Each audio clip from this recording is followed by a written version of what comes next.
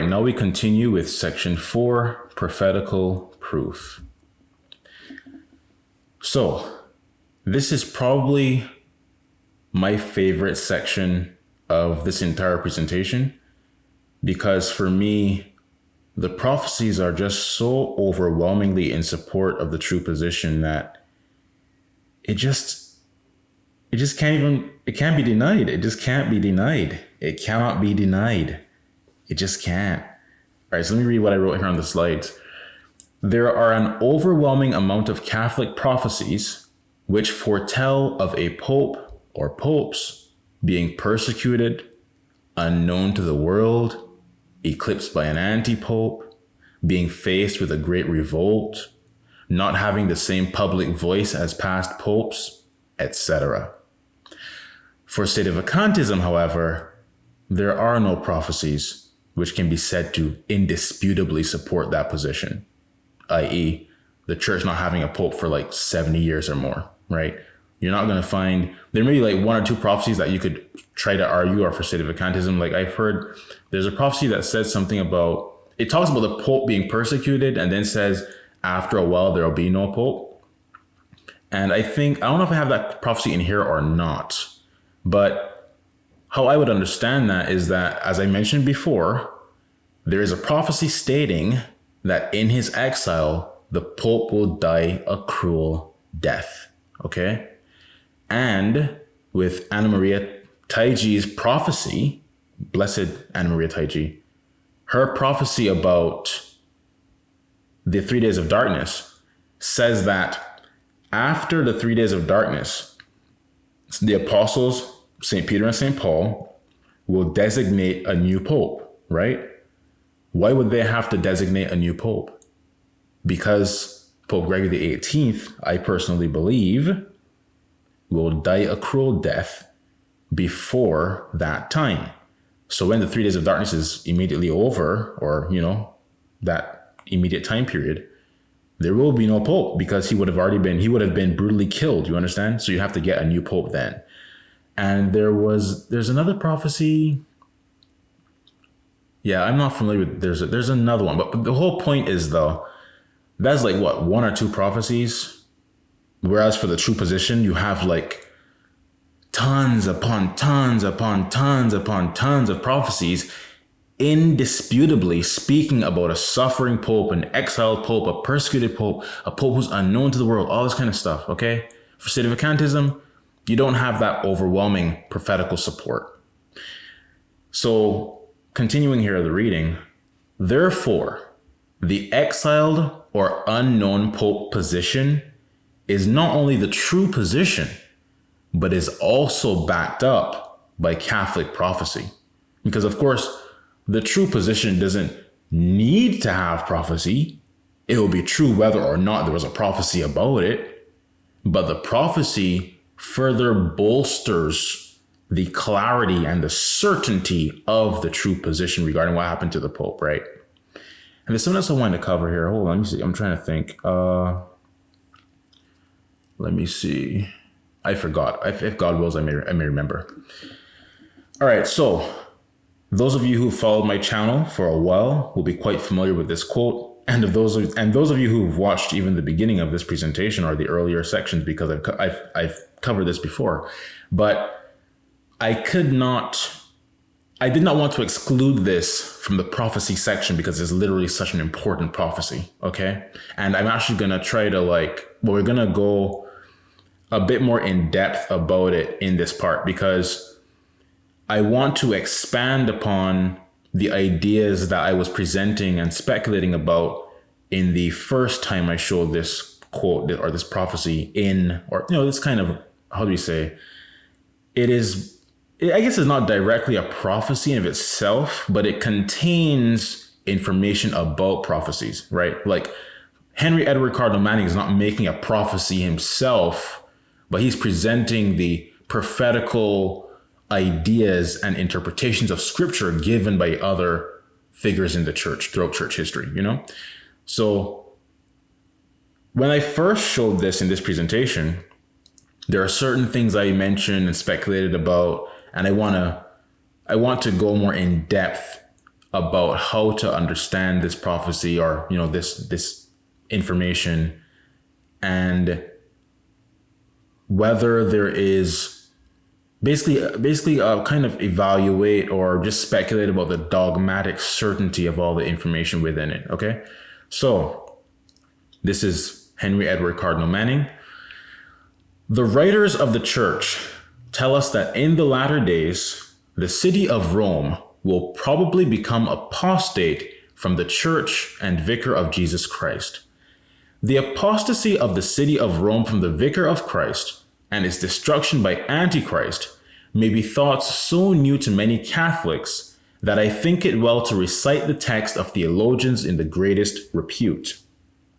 First, Malvenda, who writes expressly on the subject, states as the opinion of Ribera, Gaspar Melas, Viegas, Suarez, Bellarmine, and Bosius that Rome shall apostatize from the faith, drive away the vicar of Christ, and return to its ancient paganism. Malvenda's words are, but Rome itself in the last times of the world will return to its ancient idolatry, power, and imperial greatness. It will cast out its pontiff, altogether apostatize from the Christian faith, terribly persecute the church, shed the blood of martyrs more cruelly than ever, and will recover its former state of abundant wealth, or even greater than it had under its first rulers. Then the church shall be scattered, driven into the wilderness, and shall be for a time as it was in the beginning, invisible, hidden in catacombs, in dens, in mountains, in lurking places. For a time it shall be swept, as it were, from the face of the earth. Such is the universal testimony of the fathers of the early church. The Present Crisis of the Holy See, 1861 AD. And I think the full title of the book is actually The Present Crisis of the Holy See, Tested by Prophecy. I think that's the full title. God willing, we'll see the full title later or may or may not, okay?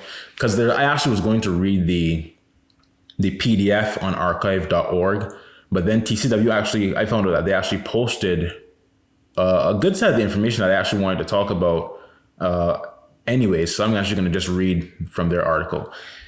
And I don't think the article might not have the full title of the book, but something I want to talk about here is the fact that Cardinal Manning here says, in the latter days, the city of Rome will probably become apostate.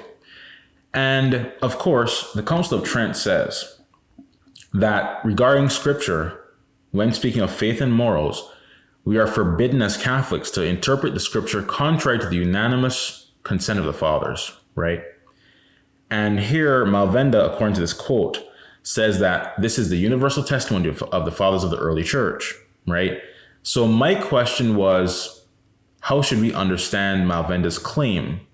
Is he's only claiming that the fathers of the early church only them, unanimously taught this, but what about fathers in later time periods? Because the church fathers are divided into different time periods. You have like early church fathers, later church fathers, apostolic fathers, ante-Nicene fathers. Like there's different categories of church fathers. They're divided in different categories and stuff, right? And so I want to look at what Pope Leo XIII said about how to understand the universal testimony of the fathers and that kind of stuff. And what kind of made me speculate about what Malvenda meant when he said the universal testimony of the fathers of the early church is because Cardinal Manning here says probably. He doesn't say Rome will definitely become apostate, because if it were the unanimous teaching of the fathers that Rome will become apostate, then that would be, as far as I understand the Council of Trent to mean, that would mean that that is an infallible certainty, like it definitely will happen, So the fact that he said probably is what caused me to kind of speculate about different details of this claim. But anyways, regardless of that, regardless of whether this is an infallibly certain, basically what I'm saying is, regardless of whether everything that Malvenda says here is infallibly like dogmatic Catholic teaching that we must believe, or it's just a very authoritative interpretation to be, respected and revered and considered in your understanding of scripture, whichever position is the true position regarding this quote here, the fact of the matter is that certain things stated here have definitely taken place. So whether it's all certain or only some of it's certain, some of it certainly has happened. Okay. So Rome, for example, Rome apostatizing from the Catholic faith, that has infallibly taken place. That is not a debatable argument. There's no argument to be had there. It's just a fact of life. Rome is now heretical, pagan, godless, whatever you want to call it. Rome has apostatized from the Catholic faith, just as Malvenda said, the early fathers of the church said would happen, right? So that is just that part of this, quote here has certainly taken place already. We're living in it right now. And returning to his ancient idolatry, of course, in Rome, the Vatican II pagans and Novus Ordo people, they invite all sorts of pagans to Rome and they worship idols with them and all that kind of garbage. Yeah, they're idolaters. Okay, they're pagans in terms of their practice and stuff like that, and praying with pagans and having these religious meetings with pagans and stuff. Okay, so you could say they're pagan in that sense too. Let's see here. Cast out his pontiff. The true pope is no longer ruling Rome right now. Okay, whether he's in Italy or in Germany or in America, I can't say. I don't know for sure what country he's in. I would assume he's in America based on the details of the father cult stuff and all that kind of stuff. But he's definitely not ruling Rome. Whether he's in Italy or in Rome, but just hidden in Rome, or he's actually in America or wherever, we can't say for sure. But based on the information I have, as I said, I assume he's in America. Anyways, he's not ruling Rome, right? And then the church shall be scattered, driven into the wilderness, and be invisible and stuff like that. That is also taking place. The Pope, the cardinals, they're unknown to the world. They're unknown to the world. So that has also taken place. We're currently living through that. And as I mentioned before, since the Pope and his cardinals are hidden from the world, that is why people who we call sedevacantists exist. Okay? A sedevacantist is just someone who recognizes that there's an issue with Rome. They may think it's heretical or whatever, and they recognize that the anti-popes are not real popes. But because they don't see an alternative, they don't see a real pope somewhere else that they can be like, oh, that's where the real pope is. Because they don't see the real pope, they falsely assume that means there's no pope. Okay, so that's why you have people called sedevacantists. Sedevacantists are people who are ignorant of the pope, but still, claim to be real Catholics or claim to be traditional Catholics or whatever. That's what a sedevacantist is. They're just people who are ignorant of the pope. Okay, so the pope being invisible, hidden from the world, explains the existence of those people. Those are people who are not made aware of the papacy. Okay, now let's see another thing here.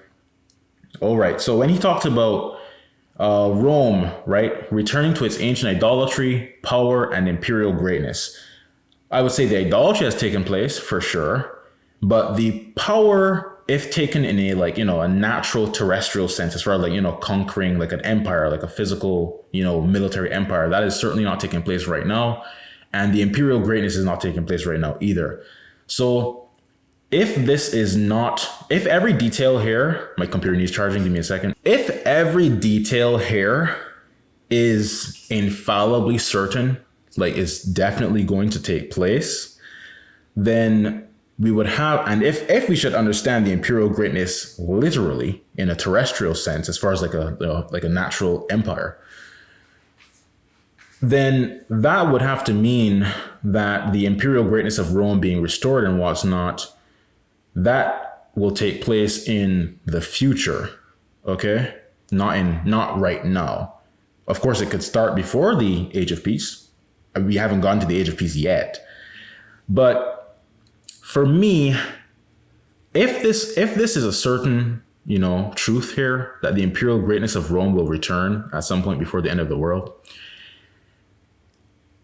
the best, and this is just my personal speculation, I'm not saying this is, infallible interpretation of prophecy or something.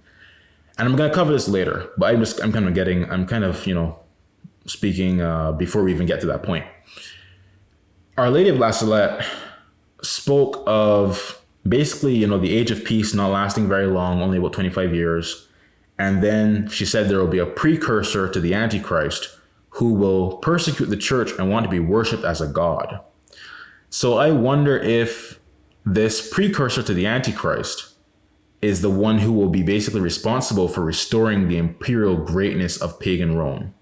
Like if during his time, for example, during that time period, he will be this like military emperor kind of thing and like conquering the world in the Roman name, okay, but like fighting against the church, that is possible.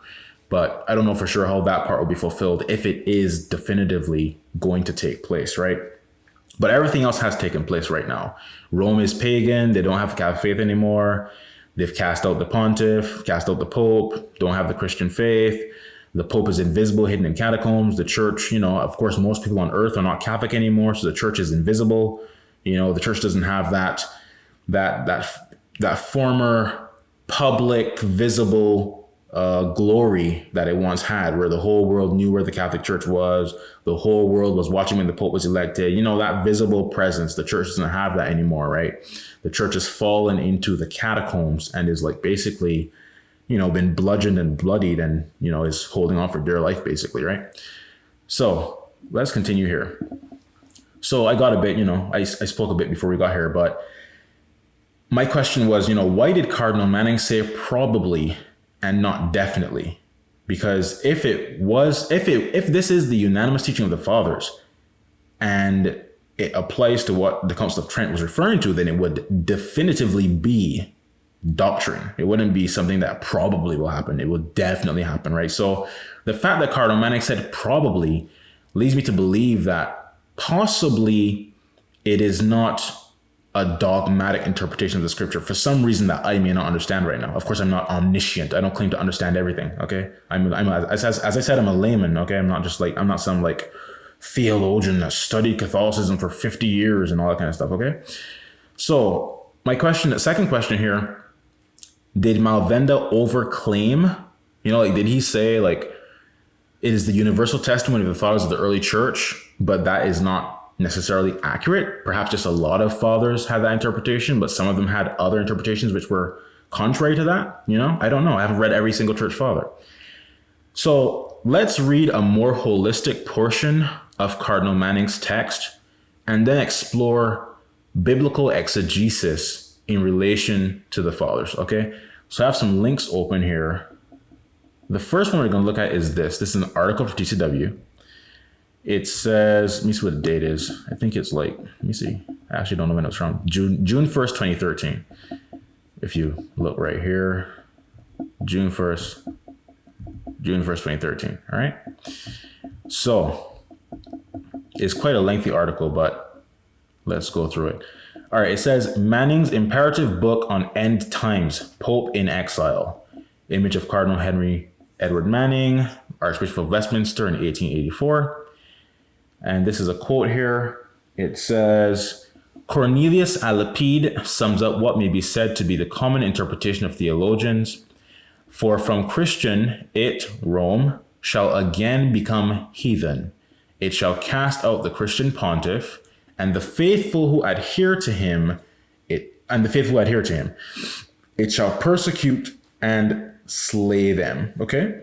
And notice right here, he also says, what may be said to be the common interpretation of theologians. He doesn't say it's like a dogmatic, doctrinal truth that we must hold as Catholics, but he's saying like it's the common interpretation of theologians. Okay, so that leads me, as I said, to suspect that it perhaps isn't the universal agreement of the fathers, but I could be wrong about that, and perhaps it just doesn't qualify as faith or morals. I don't know. Okay, but let's just continue looking through this.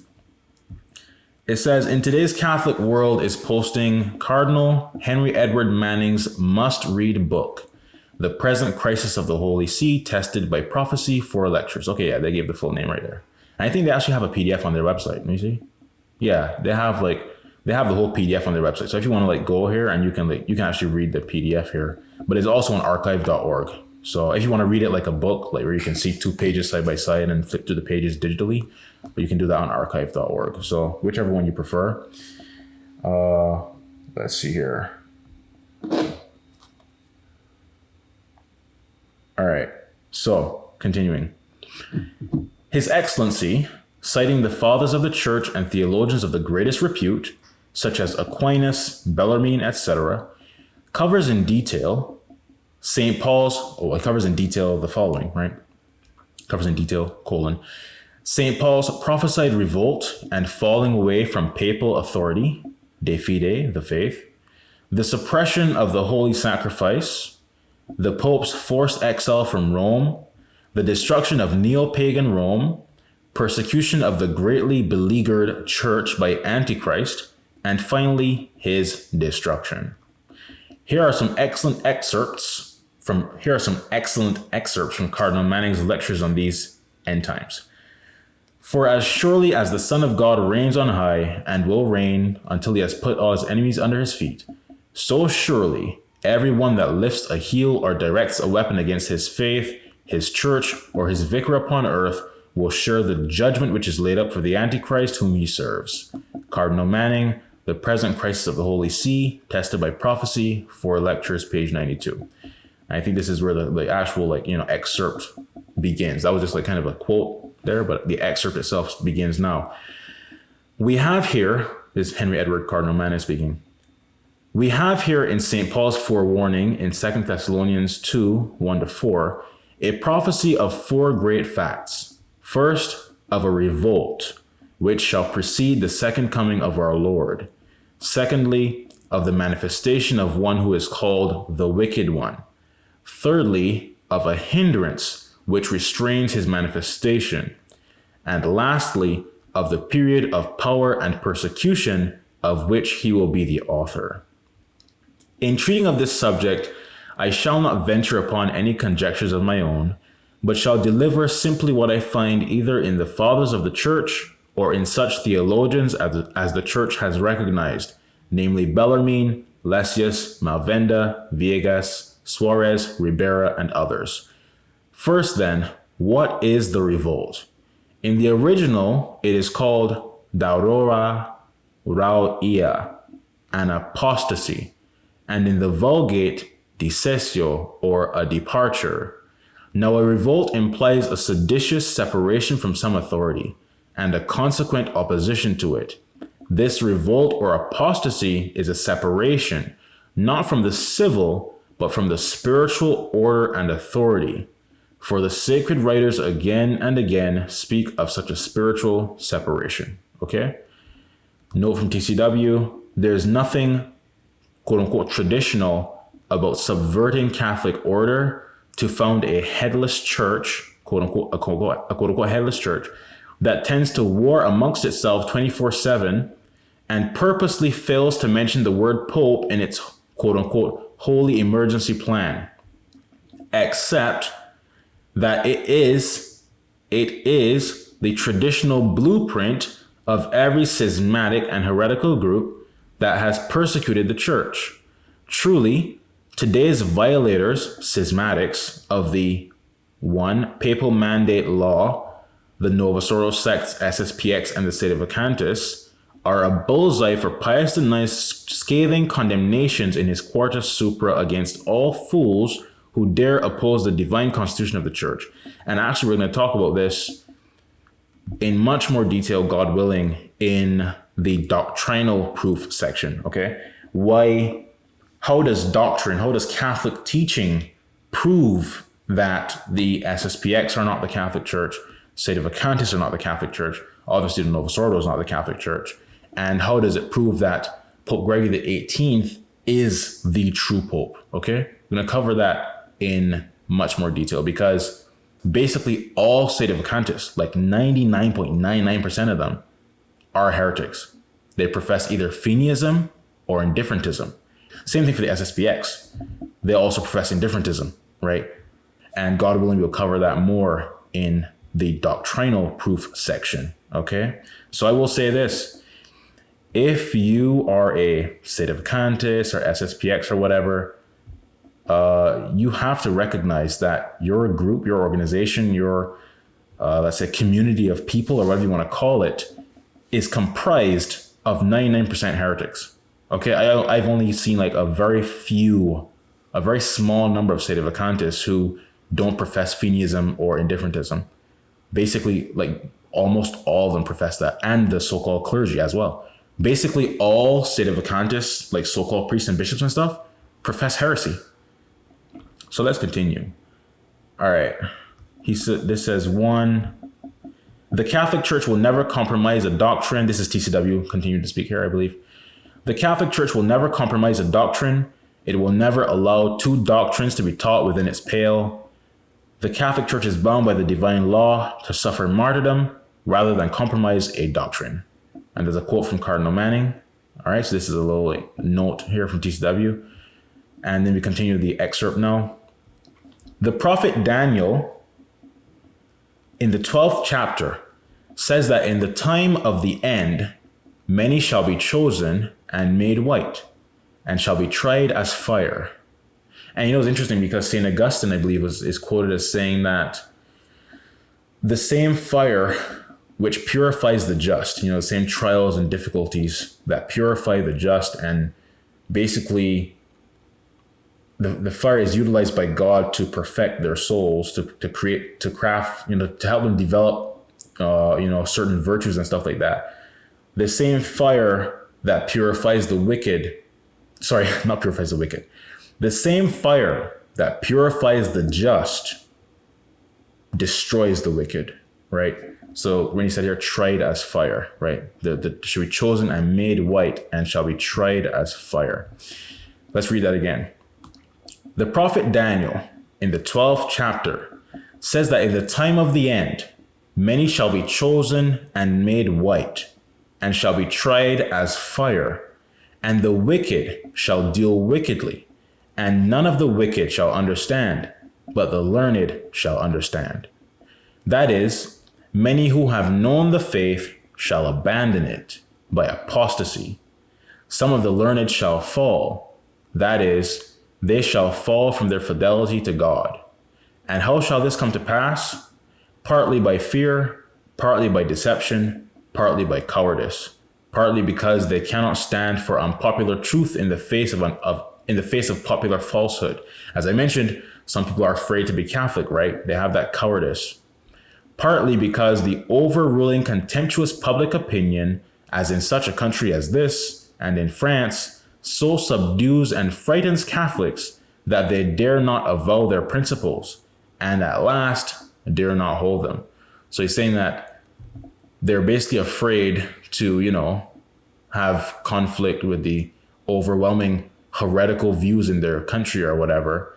And that fear and that cowardice basically, is most of the time is going to result in their complete apostasy, going to result in them losing the Catholic faith, And it's interesting because I remember the same person that I mentioned who was so unable to accept that their earthly family would all go to hell if they died outside the church. That same person that became a heretic. When I had first begun to know that person religiously, I remember there was an occasion, I guess you could say, or a situation where they were tasked with informing their earthly friends of the truth of the Catholic faith, and that basically other beliefs are false religions. And this person, I saw the cowardice in the way they spoke. They said, oh, Islam is technically false or something. And I was like, after they finished talking they were talking on a video call. And after they talked to their friends on a video call, I was like, what did you just do? And they were confused. I was like, you said Islam is technically false? It's not technically false. It is false. And that person just, from the beginning, they had that kind of that weak, cowardly thing going on. And basically because of that, and I saw that characteristic in them, I was like, yeah, they're gonna become a heretic. I just knew they would. I was like, that person's gonna become a heretic. There's no way they're not gonna persevere, man. And they did become a heretic, as I said they would, because they had that cowardice. They were afraid to boldly and firmly profess the truth. They were afraid of offending their friends or all that kind of garbage. You can't be afraid to offend people. If you simply don't want to interact with heretics because you just don't like being around heretics, you don't want to get into any conversation with them because you don't want to hear their blasphemy and stuff, sure, that's no problem. But if you're afraid to offend heretics, you're afraid to profess the truth because of offending them, that's the reason. It's not because you don't want to have to hear heresy, but because you're oh, I don't want to have this person stop being friends with me, or think badly of me or that kind of nonsense, like that's garbage. Get rid of that garbage. Get rid of that trash. If you have that trash, ask God to purge you of that filth. All right, let's continue. All right, it says it's from the learned shall fall. It says Daniel 11:35. All right. Now the last result of all this will be a persecution, which I will not attempt to describe. It is enough to remind you of the words of our divine master.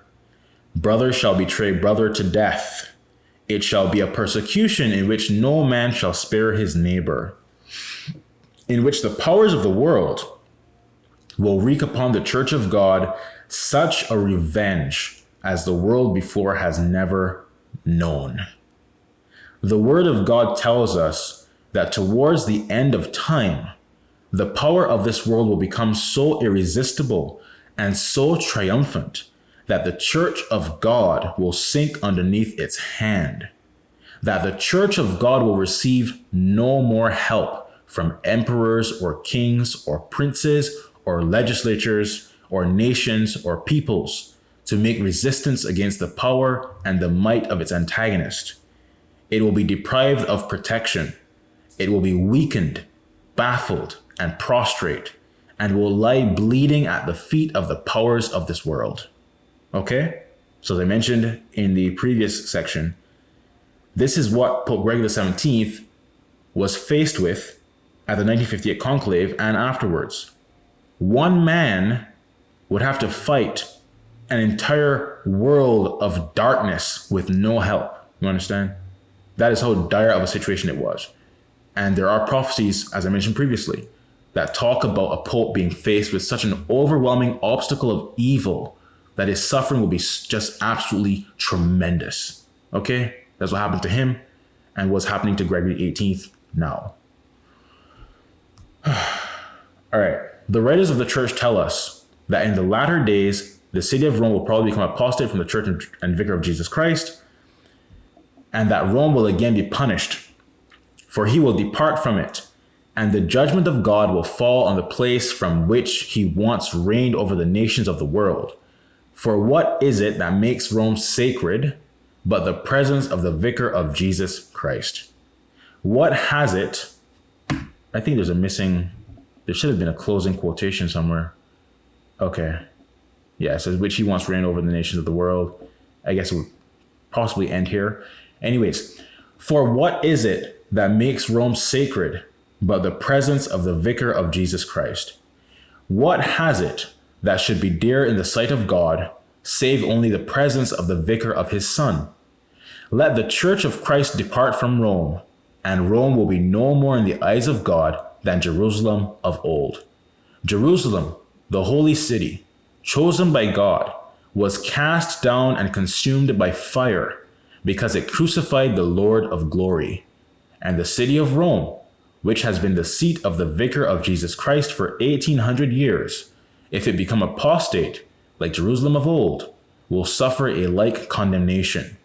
And therefore, the writers of the church tell us that the city of Rome has no prerogative except only that the vicar of Christ is there.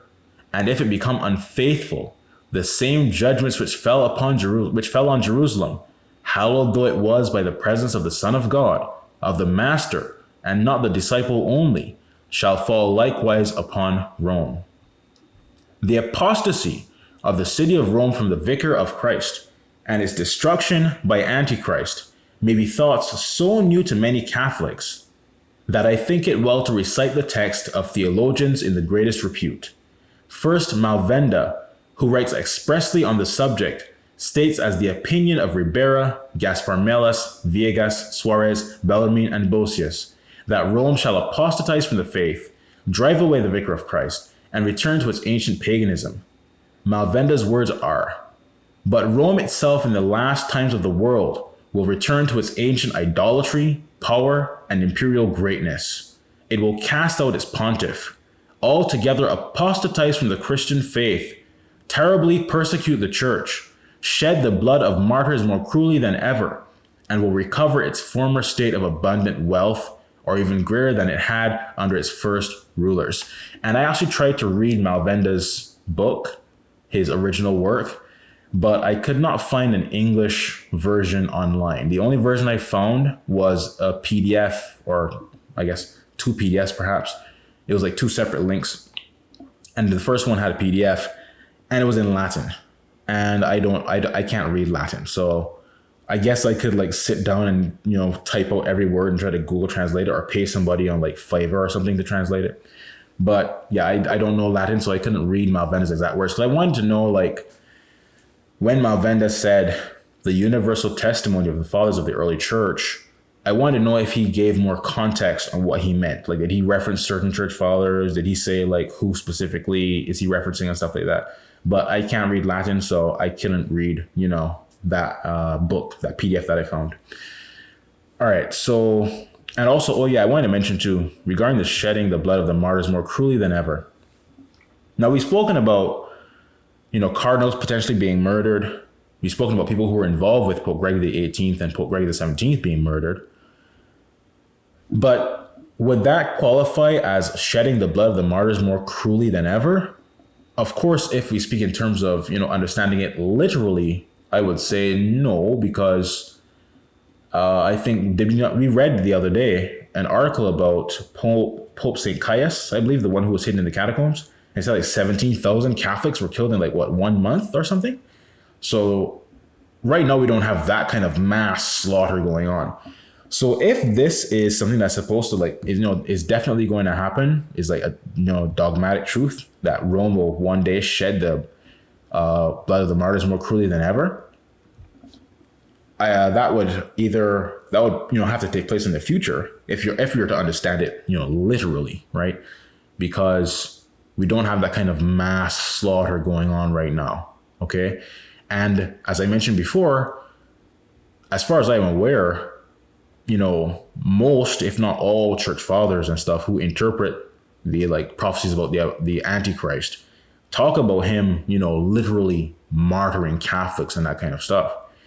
So the shedding of the blood of the martyrs more cruelly than ever may be something that takes place under the Antichrist, right?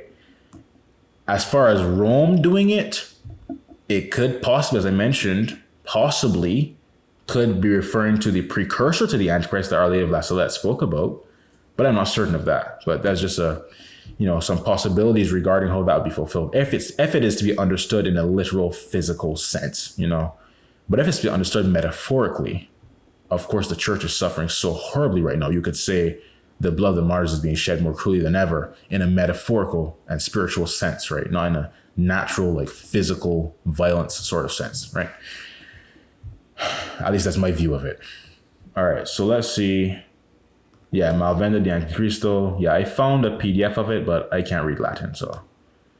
All right, continuing. This is, I believe, Cardinal Manning continuing here. Lessius says, in the time of Antichrist, Rome shall be destroyed, as we see openly from the 13th chapter of the Apocalypse. And again, the woman whom thou sawest is the great city, which hath kingdom over the kings of the earth, in which is signified Rome in its impiety, such as it was in the time of St. John, and shall be again at the end of the world. And Bellarmine, in the time of Antichrist, Rome shall be desolated and burnt, as we learn from the 16th verse of the 17th chapter of the Apocalypse. On which words the Jesuit Herbermann comments as follows: we all confess with Bellarmine that the Roman people, a little before the end of the world, will return to paganism and drive out the Roman pontiff. Okay? Viegas, on the 18th chapter of the Apocalypse, says, Rome in the last age of the world, after it has apostatized from the faith, will attain to great power and splendor of wealth, and its sway will be widely spread throughout the world, and flourish greatly.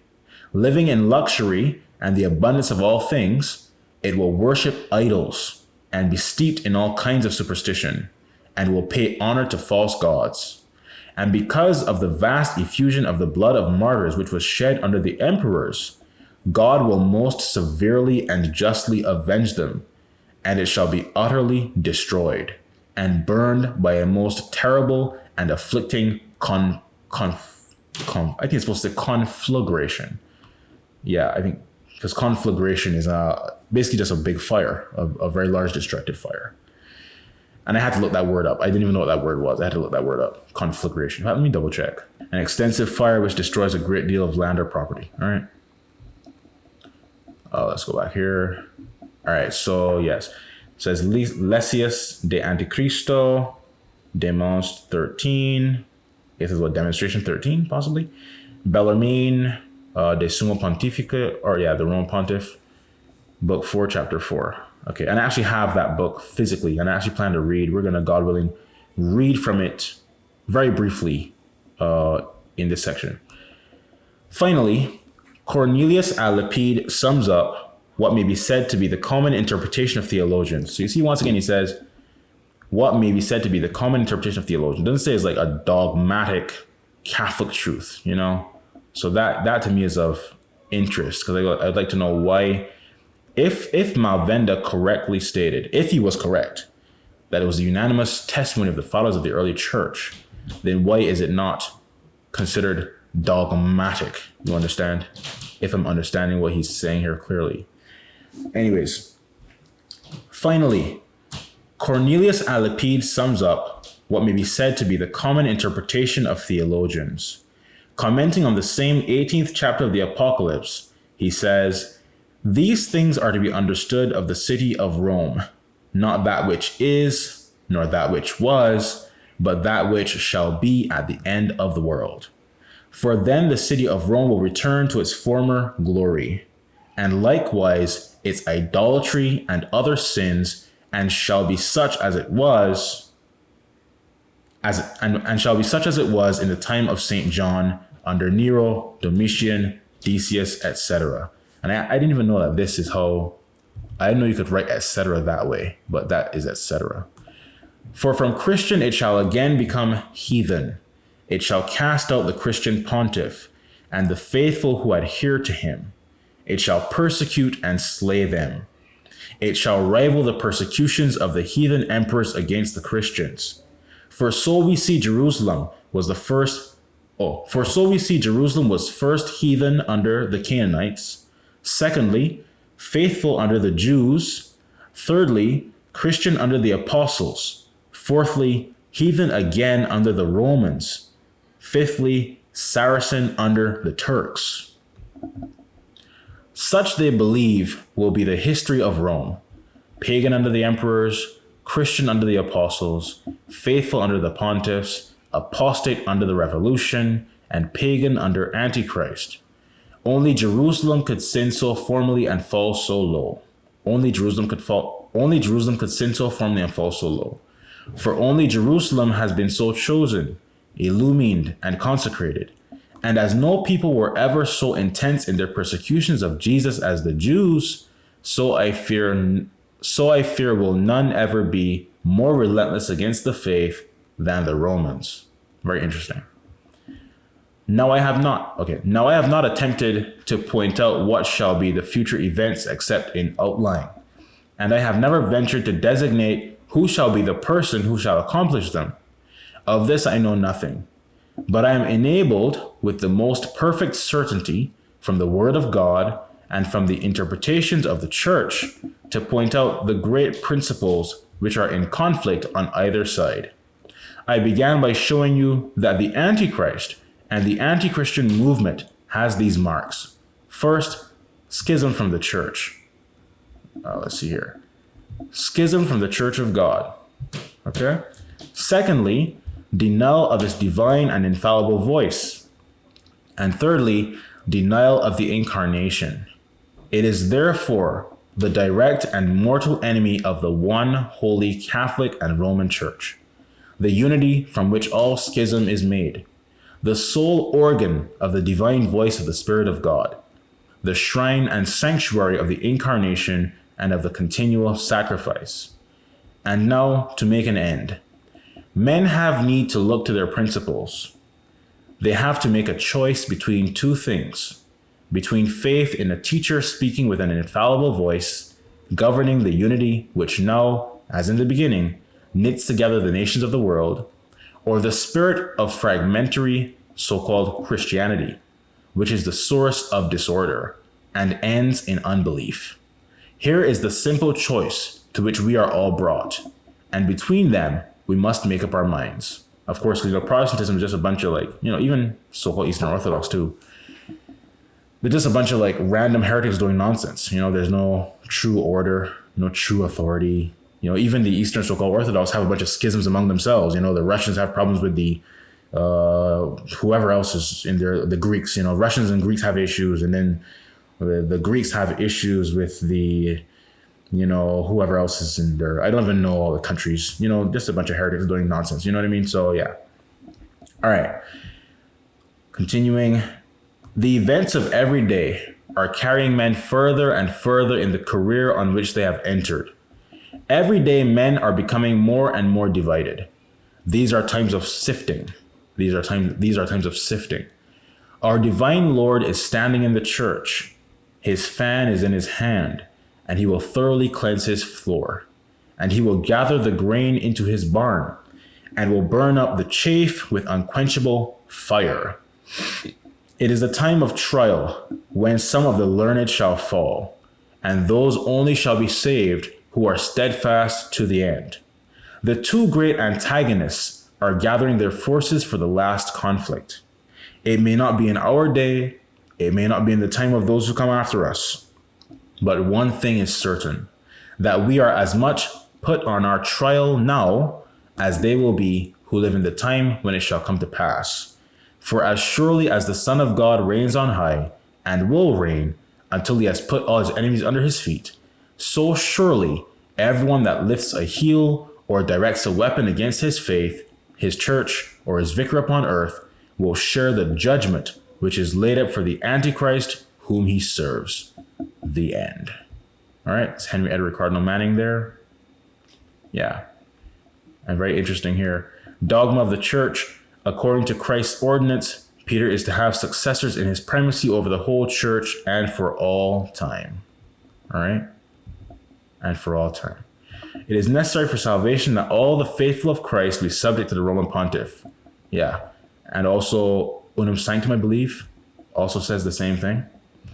So yeah, if you are unaware of the Pope and you're not sure on all that stuff, I'd recommend trembling in fear. Okay? Because, it is possible. I'm going to mention this, God willing, in the doctrine section too, and I think later sections after that. It is very possible that the people who God will save in our time can only be found among those who are made explicitly aware of the Pope, right? Basically, if God is going to save someone, he will make them aware of the Pope before they die. And if they die ignorant of the Pope, that could be an indicator that God did not save that person, And once again, that doesn't even mean that everyone who knows about the Pope is going to heaven either. Because I said, I met someone who claims to accept the true papacy, but believes a bunch of blasphemous foolishness about privately interpreting the Bible. So just because you know about the Pope doesn't even mean that you're even a real Catholic. Just as in Pius IX's time, right? Or any Pope's time. That who had heretics who claim to be Catholic or claim to follow the true Pope. There are some heretics who claim to follow the true Pope, but still teach a bunch of heresy and believe foolishness. All right, so this is just kind of more getting into the whole church fathers, universal testimony thing, just showing here that there are different categories of church fathers, because Malvenda specifically said fathers of the early church, right? He didn't say all of the church fathers. He said specifically fathers of the early church. So I want to read just this here as a summary of how the church fathers are divided. This is from the Catholic Encyclopedia, and it's called Fathers of the Church. That's the section. It says classification of patristic writings. In order to get a good view of the patristic period, the fathers may be divided in various ways. One favorite method is by periods. The ante-Nicene fathers till 325, the great fathers of the 4th century and half the 5th, 325 to 451, and the later fathers. A more obvious division is into Easterns and Westerns. and the Easterns will comprise writers in Greek, Syriac, Armenian, and Coptic. A convenient division into smaller groups will be by periods. Let me say that again. A convenient division into smaller groups will be by periods, nationalities, and character of writings. For in the East and West there are many races, and some of the ecclesiastical writers are apologists, some preachers, some historians, some commentators, and so forth. All right? So it says here, let me see. Yeah, just to give it a general overview, there are different, ways to categorize the church fathers. So Malvenda specifically said fathers of the early church. He didn't say all the church fathers, which is interesting to me. Here we go to the Catholic Encyclopedia article, our section about hermeneutics, which is, interpreting the Bible. So it says here, authority of the church. Thus far, we have considered the inerrancy of the Bible, which can never be lost sight of by the believing interpreter. We come now to the question of authority to which the Catholic exegete owes obedience. And an exegete is someone who interprets the Bible, right? Law of the Church. The Council of Trent, Session 4, I don't know what that is in English, de edit et usu, okay? So let's just, the Council of Trent forbids that in matters of faith and morals belonging to the building up of Christian doctrine, the Bible be explained against the sense held by the Church or against the unanimous consent of the Fathers. The Tridentine Confession of Faith and the Vatican Council, Session 3, enjoin in a positive form that in matters of faith and morals belonging to the building up of Christian doctrine, the scriptures be explained according to the teaching of the Church and the unanimous consent of the Fathers. In the article Exegesis, the rules have been laid down which will ensure due conformity of Catholic exegesis with Catholic and patristic teaching. But little had been said about the meaning of the clause in matters of faith and morals, and about the relation of ecclesiastical authority to those truths, a typo here, those truths which do not belong to matters of faith and morals. Okay? So for me, as I said, I wonder if the interpretation of the apocalypse that Malvenda speaks of, does that fall into the category of matters of faith and morals, or is there some more specific requirement to meet this specific term here, right? Because basically prophecy might be its own category. I'm not certain. This is me just kind of speculating here. Okay, I'm not saying that it's for sure. But I wonder why Cardinal Manning said, probably instead of definitely, right?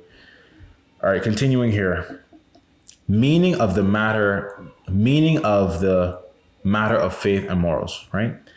The phrase matters of faith and morals has been compared with St. Thomas's truths revealed on their own account as distinct from truths revealed accidentally, as it were, on account of their connection with the former. Matters not of faith and morals have been found in the angelic doctor's expression in his Quae de necessite fide non sunt. Vacant extends the words, vacant? Not sure what that is. Vacant extends the words matters of faith and morals to be to the dogmas of faith and the truths pertaining to the custody of the deposit of faith. Granderath identifies matters of faith and morals with all religious truths as distinct from merely profane verities.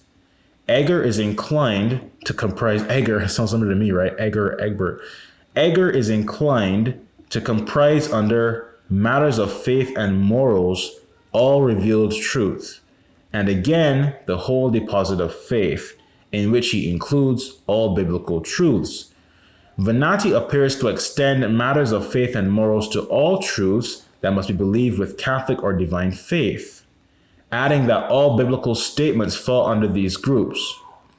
Nicaea seems to identify matters of faith and morals with the truths contained in the deposit of faith without including all biblical statements in this collection.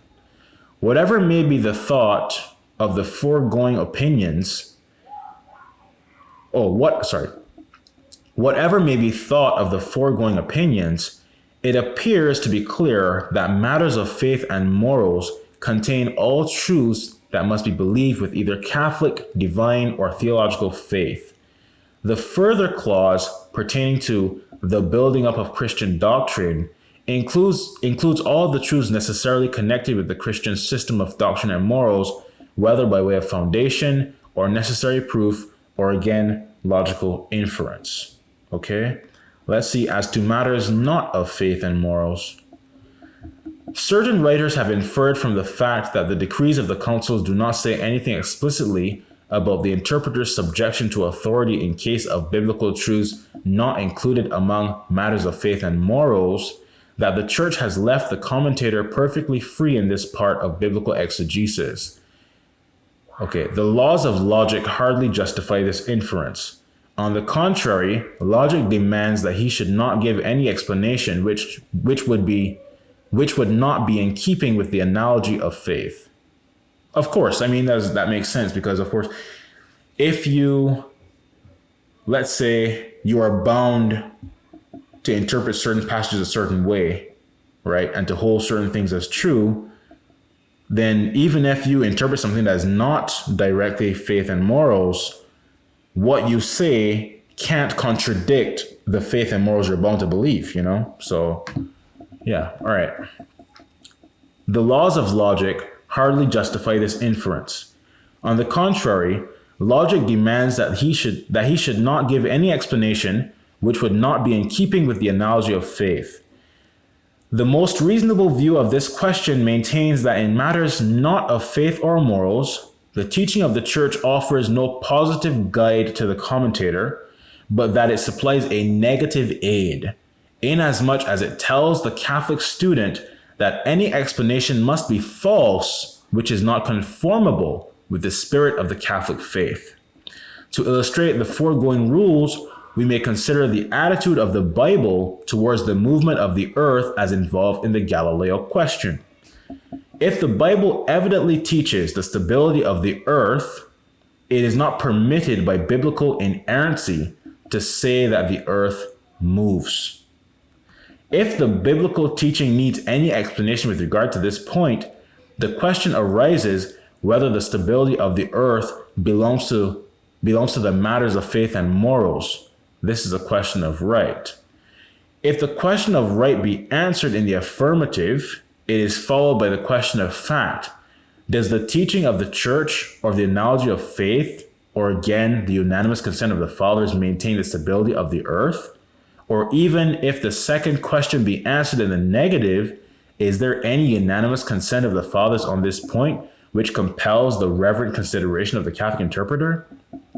A careful study of these points will show how the rules of hermeneutics affect the judgment passed on Galileo. Okay? And actually, someone asked me very recently to basically share with them information about geocentrism, the Galileo situation, stuff like that. And God willing, I plan to get to that soon. If you're watching this video right now, I have not forgotten. I've just been really trying to work very much on this, episode 2 presentation and stuff. All right. And as I said, I have to look at some very old documents to see what I had documented back then, because that's years ago that I researched that. That was probably 2021 that I researched the whole Galileo thing. So that was 4 years ago that I researched that. So I have to see if I still have those documents, and I had some PowerPoints that I had drawn up and stuff like that too. So yeah. All right. So yeah, it seems that the exact meaning of matter of faith and morals is something that different Catholic writers have different understandings of, which to me indicates that God willing in the future, it is something that should be more clearly explained in the extraordinary magisterium, like at a church council or something, So it will be great if, let's say in the future, if we were to live to see, and even if we don't live to see it in the future, whether we're here or not, there should be basically the council that is prophesied to take place should, I hope, God willing, cover baptism of desire and blood, invincible ignorance, right? Because these are major points of contention, major points of confusion for a lot of people. And also for this specifically, a more clear definition, a more extensive definition regarding what exactly is contained under the umbrella or parameters and limitations of matters of faith and morals. Okay, because is interpretation of prophecy considered under that, or is it not considered under that, strictly speaking? Okay, this is an important question, especially when regarding talking about prophecy, which is what we're going to be doing in this section here. So yeah, that was I think it was very helpful, but it just basically told me that there are some greater detail is needed, I believe, in defining what faith and morals is considered to be by the Council of Trent and the Vatican Council and so on. Let's see here. Okay, this is the final portion regarding, the church fathers and stuff like that, or the final article I wanted to look at. It says positive directions, and the category, the section is biblical exegesis. All right, and let me just take a brief break. All right, positive directions for biblical exegesis. Saint Irenaeus represents the teaching of the early church when he writes that the truth is to be learned where the charismata of God are, and that Holy Scripture is safely interpreted by those who have the apostolic succession against heresies. 426-5. Vincent of Lerins appears to sum up the teaching of the fathers on this subject when he writes that on account of the great intricacies of various errors, it is necessary that the line of prophetic and apostolic interpretation be directed according to the rule of ecclesiastical and Catholic teaching. The Vatican Council emphasizes the decree of the Council of Trent, Session 4, when it teaches that in things of faith and morals belonging to the building up of Christian doctrine, that is to be considered true, that is to be considered the true sense of Holy Scripture, which has been held and is held by our Holy Mother, the Church, whose place it is to judge of the true sense and interpretation of the Scriptures, and therefore that it is permitted to no one to interpret Holy Scripture against such sense, or also against the unanimous agreement of the Fathers. Hence flow the following principles. Defined texts. The Catholic commentator is bound to adhere to the interpretation of texts which the Church has defined either expressly or implicitly. The number of these texts is small, so that the commentator can easily avoid any transgression of this principle. The Council of Trent teaches that Romans 5:12 refers to original sin, that John 3:5 teaches the absolute necessity of baptism of water, Session 5, that Matthew 26:26 is to be understood in the proper sense. The Vatican Council gives a direct definition of the texts, Matthew 16:16 and John 21:15. Many more scripture texts are indirectly defined by the definition of certain doctrines and the condemnation of certain errors. Okay?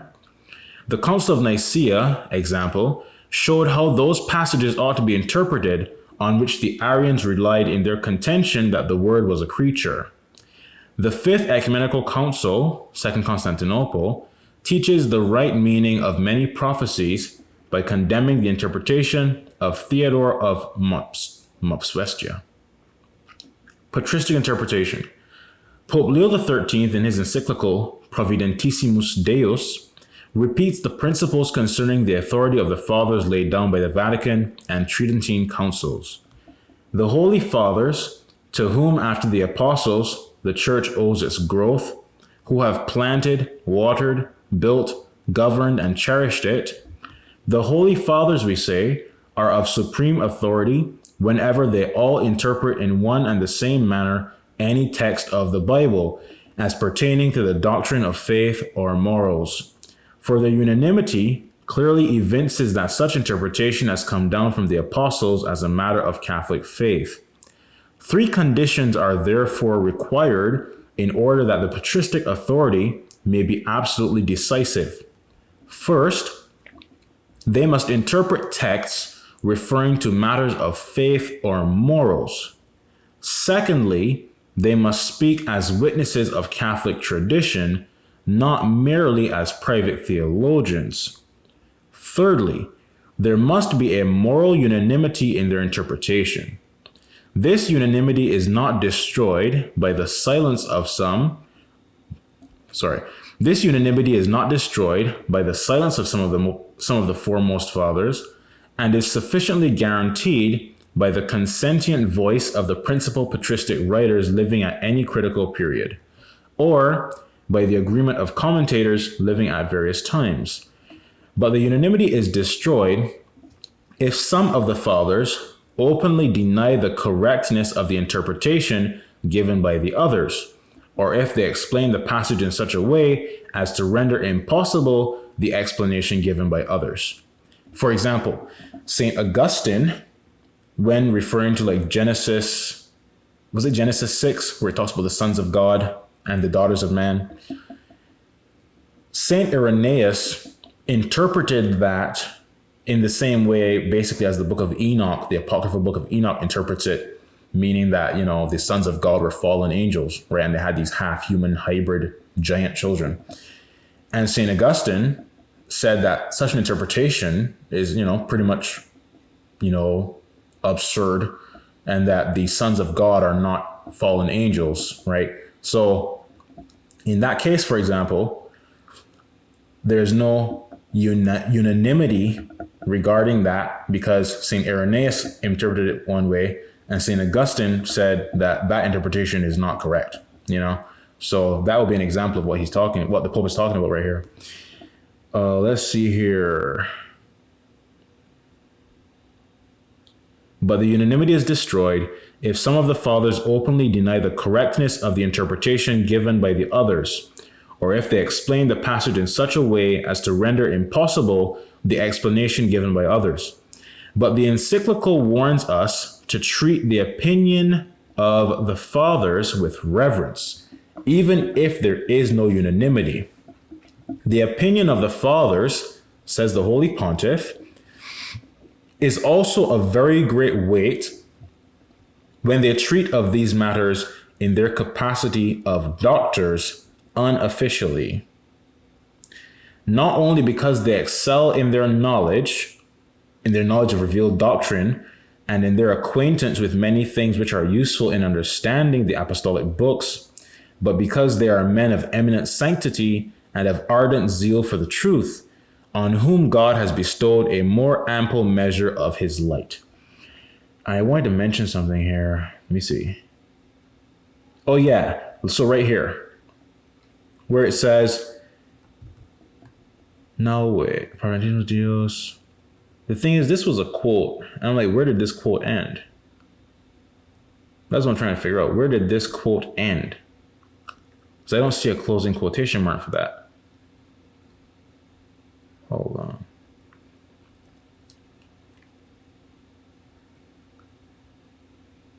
Let's see. Yeah, I don't know. I don't know if I'm missing it, but there was an open quotation mark here. Unless, let me see, hold on. Pope Leo XIII's encyclical repeats the principles. Right, it started a quote here, but I didn't see the quote end. Unless, right here. Oh, right here, okay. Yeah, it ended here, I believe. Okay, this was the quote, and then this was the Catholic Encyclopedia author, or authors, whoever, I'm not sure if one person wrote this or multiple people worked on it, or worked on the writing of this specific passage. But yeah, okay, so that's where the quote ended.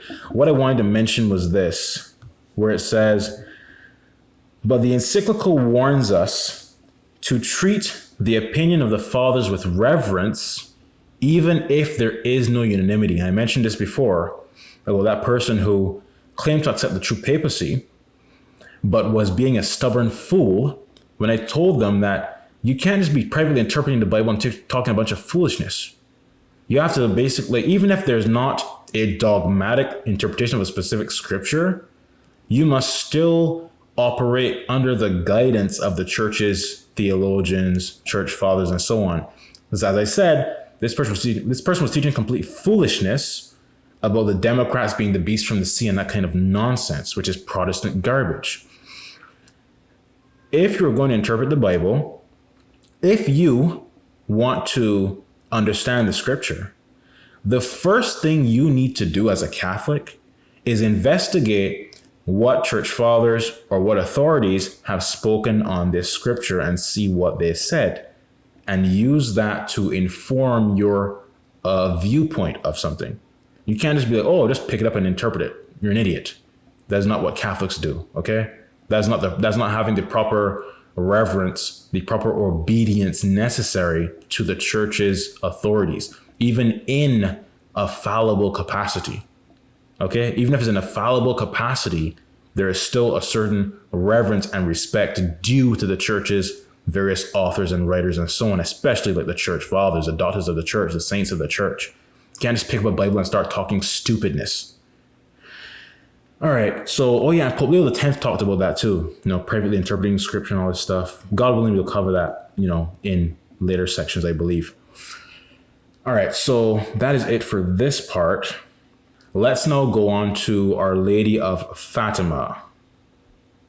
Oh, actually, I think there's one more thing before Our Lady of Fatima, right here. Rome's imperial greatness restored, right? This is me still kind of contemplating that part of the quote from Cardinal Manning, right? Will this take place? Could it be under the precursor to the Antichrist that Our Lady of La Salette spoke of? Because as I said, if this is indeed going to take place, then one possibility I could think of would be under the precursor to the Antichrist. And once again, I'm not saying this is definitive. This is definitely a correct interpretation. I'm just kind of speculating here and sharing my thoughts with you on this, this specific aspect of what Cardinal Manning spoke of. So this is what Our Lady of La Salette said, right? This is a quote from her, talking about the age of peace, which is supposed to take place after the 3 days of darkness. This peace among men will not last long. 25 years of abundant harvests will make them forget that the sins of men are the cause of all the woes which happen on earth. A precursor of the Antichrist, with his troops drawn from many nations, will wage war against the true Christ, sole Savior of the world. He will shed much blood and will seek to annihilate the cult of God so as to be regarded as a god. The earth will be struck with plagues of all kinds. Melanie added here, besides pestilence and famine, which will be widespread. There will be wars up to the last war, which will then be waged by the 10 kings of the Antichrist, kings who will all have a common design and will be the sole rulers of the world. Before this happens, there will be a sort of false peace in the world. People will think only of amusing themselves. The wicked will indulge in all kinds of sin, but the children of Holy Church, children of the true faith, my true imitators, will grow in the love of God and in the virtues dearest to me. Happy the humble souls led by the Holy Ghost. I shall battle along with them until they reach the fullness of maturity. So yeah, it's very interesting that the world will become Catholic, and then the world will fall away from the Catholic faith again.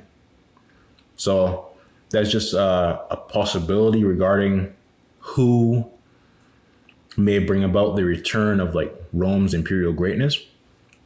Could be the precursor of the Antichrist. Once again, I'm not saying that's definitely the case, but just a thought I had as a possibility.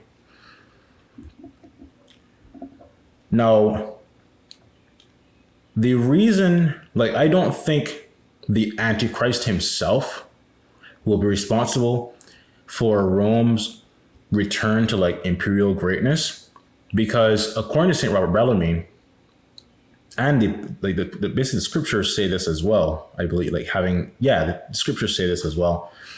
the Antichrist will hate Rome, right? So why would you bring about the greatness of something that you hate, you know? So I'm going to read now from De Romano Pontifice,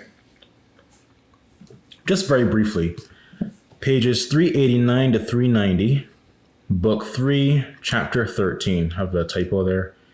And let's see what St. Robert Bellarmine says. Yeah, here we go. It says, so he says, "Now I come to the scriptures, whereby it is proved that the seat of the Antichrist is going to be in Jerusalem, not Rome." I'm going to skip the paragraphs here to the second point that he brings up. He says, "The second place is Apocalypse 17, where John says there will be 10 kings who divide the Roman Empire, and from such rulers Antichrist will come, having hatred for the purple whore, that is Rome, and are going to lay waste to her and even burn her with fire.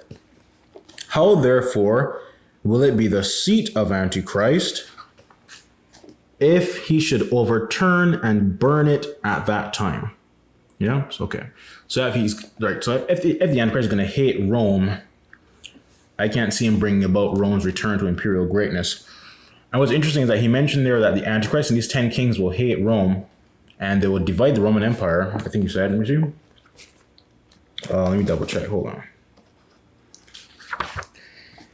He said, there will be 10 kings who divide the Roman Empire, and from such rulers Antichrist will come, having hatred for the purple whore that is Rome, right?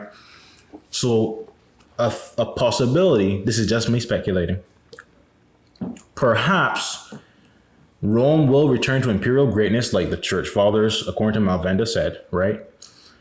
And then these 10 kings and the Antichrist will then bring about the destruction of that, renewed pagan Roman Empire, That would kind of make sense as to how they're able to divide the Roman Empire, because at that time, there may be a renewed pagan Roman Empire, It's possible. And I wanted to mention too, St. Robert Bellarmine, talked about the seat of the Antichrist not being Rome, but being Jerusalem. And of course, Our Lady of La Salette said that Rome will lose the faith and become the seat of the Antichrist. And to me, it's not very difficult to see that, I don't believe there's a contradiction there. Because when Our Lady of La Salette speaks of Rome losing the faith and becoming the seat of the Antichrist, I believe she's more so speaking metaphorically, because the actual Antichrist himself is not here yet. So it's not his seat in a literal sense, but it is the seat of the Antichrist in terms of Rome being this massive evil pagan entity persecuting the church like nothing before. That's the seat of wickedness and the seat of hatred of the Catholic faith. That is what Rome is right now. So when Our Lady of La Salette speaks about Rome becoming the seat of the Antichrist, I believe she means it metaphorically, as far as the apostasy, the heresy, the blasphemy, because the word Antichrist is not always used just to refer to the specific person, the literal human being, the Antichrist, but to, things that are contrary to God, wickedness, sin, heresy, blasphemy, and so on. So Rome is right now the seat of the Antichrist in that spiritual sense. And St. Robert Bellarmine he's not arguing that it won't be the seat of the Antichrist, spiritually speaking, because he talks about the apostasy and stuff. But he's saying that Rome will not be the seat of the Antichrist in a physical imperial sense. Like, it will not be where his throne is. He's saying his throne will be, his throne, whether he has a physical throne or just his, the center of his dominion or his empire will be in Jerusalem, especially because, as St. Robert Bellarmine said, the Jews really are obsessed with making that third temple, And so the Antichrist will build that temple so that the Jews will, of course, believe he's the Messiah, he's the Savior, he's the one been waiting for, that kind of stuff, you know? So, yeah. But as far as Rome's imperial greatness being restored, I'm not certain whether it is, you know, a dogmatic interpretation from the fathers, or if it's something that is, you know, probable but not guaranteed. Because I mean, Cardinal Manning said, you know, he said probably, and then he described these interpretations as being like the common opinion of theologians. So he didn't say that what Malvenda cited was dogmatic, you know. So this is just my speculation of that excerpt. And yeah, now we'll move on finally to Our Lady of Fatima. It is well known by many who profess to be traditional Catholics that the third secret of Fatima relates to the great apostasy, which we are currently experiencing. Less known may be the fact that there are also visions from Fatima which speak of a suffering pope, not sedevacantism. This is from thepopeinred.com/1988.htm or www.thepopeinred.com/1988.htm to be more specific, right? It says, 2 approbated visions of Jacinta Marto of a future pope. It says, I saw the Holy Father in a very big house.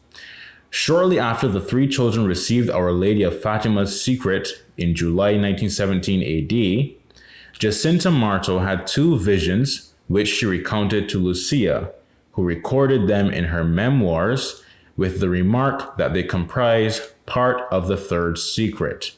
Both visions concern a future pope. And we see an image of Jacinta Marto there. The quote for the vision states, I don't know how it happened, but I saw the Holy Father in a very big house, kneeling by a table with his head buried in his hands, and he was weeping. Outside the house, there were many people. Some of them were throwing stones, others were cursing him and using bad language. Poor Holy Father, we must pray very much for him.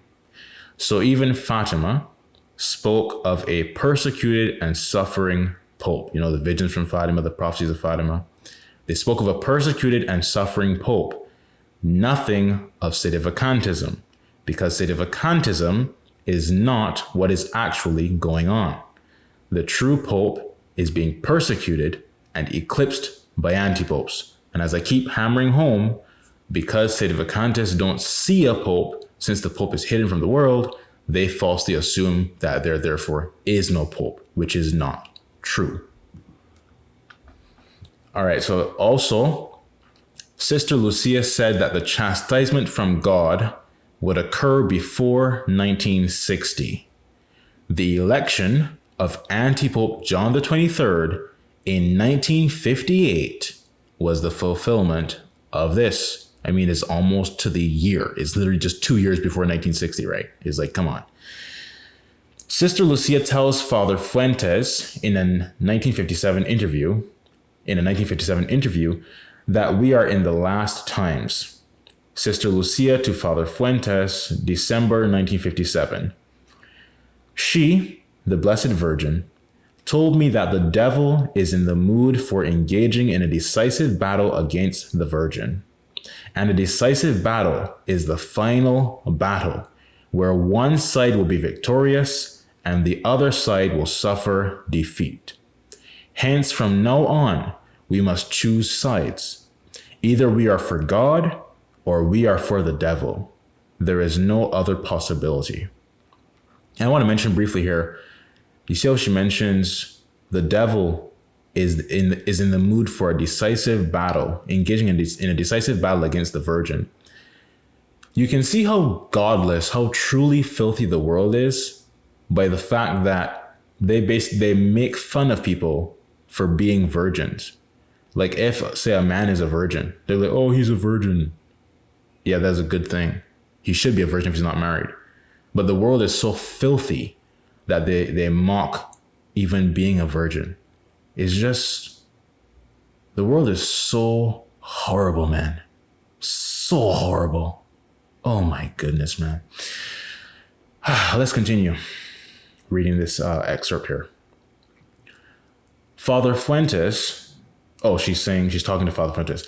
Father, the Blessed Virgin is very sad because no one heeds her message, neither the good nor the bad. The good continue on with their life of virtue and apostolate, but they do not unite their lives to the message of Fatima. Sinners keep following the road of evil because they do not see the terrible chastisement about to befall them. Believe me, Father, God is going to punish the world, and very soon. The chastisement of heaven is imminent. In less than 2 years, 1960 will be here, and the chastisement of heaven will come, and it will be very great. Tell souls to fear not only the material punishment that will befall us if we do not pray and do penance, but most of all, the souls who will go to hell. Exact words of Sister Lucy, visionary at Fatima, in an interview with Father Augustin Fuentes on December 26, 1957 AD, giving clear forewarning that the imminent chastisement of heaven for man's sins would unmistakably occur before 1960 AD, which it precisely did 10 months later on October 26, 1958 AD, with the usurpation of the papal chair from Christ's lawful vicar, Pope Gregory XVII. Okay? And I want to mention something. What section was it? I think it was when I was talking about Russia and Pope Gregory XVIII and stuff, I mentioned the prophecy saying that, the Pope and his cardinals will flee Rome to a place where they'll be unknown. I said, I don't know where exactly he's located. I don't know if he's in Italy, if he's in, America, Germany. I don't know where exactly the Pope currently is. And I mentioned that I don't know if he's in Rome, if he's hidden in Rome, for example. And I had a thought that someone might, try to claim that basically that would be a contradiction if he's hidden in Rome, because the prophecy said he, fled Rome to a place where he'd be unknown, right? But just because he fled Rome at a certain point doesn't mean that he will never, ever be in Rome ever again. He went to Rome secretly in 1991. So I don't know if he went to Rome secretly again at some other time, so just to clear that up. I don't know exactly where he is. It doesn't mean he has to stay in like one place for all the years he's not, ruling Rome, But anyways, so yeah, the election of John the 23rd, anti-Pope John the 23rd, was clearly the fulfillment of this. Yeah, right before 1960, all that kind of stuff. All right, and I'm trying to see if there's something else here I wanted to talk about. Let me see. God's going to punish the world very soon. Oh yeah, I think Sister Lucia is also quoted as saying that, basically, the chastisement from God will be so terrible that one ought to pray day and night. And I totally understand, it's like, when you can see how horrible the world is, the danger of hell, the complete wickedness you're surrounded by, is like, you should honestly just, even when you're not saying formal prayers like the rosary or like from a missal and stuff like that, honestly, just like all day, you should just be begging God for mercy. I'm not even kidding. Just constantly just begging God for mercy, just as a perpetual habit. Just always just begging God for mercy, just all day. Just keep begging for mercy repeatedly. All right.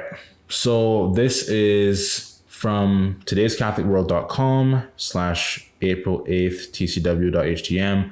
It says, the well-known prelate, Cardinal Ottaviani, who read the actual text of the third secret of Fatima, which was given by the Blessed Virgin Mary to the children of Fatima, said that the third secret, tells that the great apostasy will begin at the top.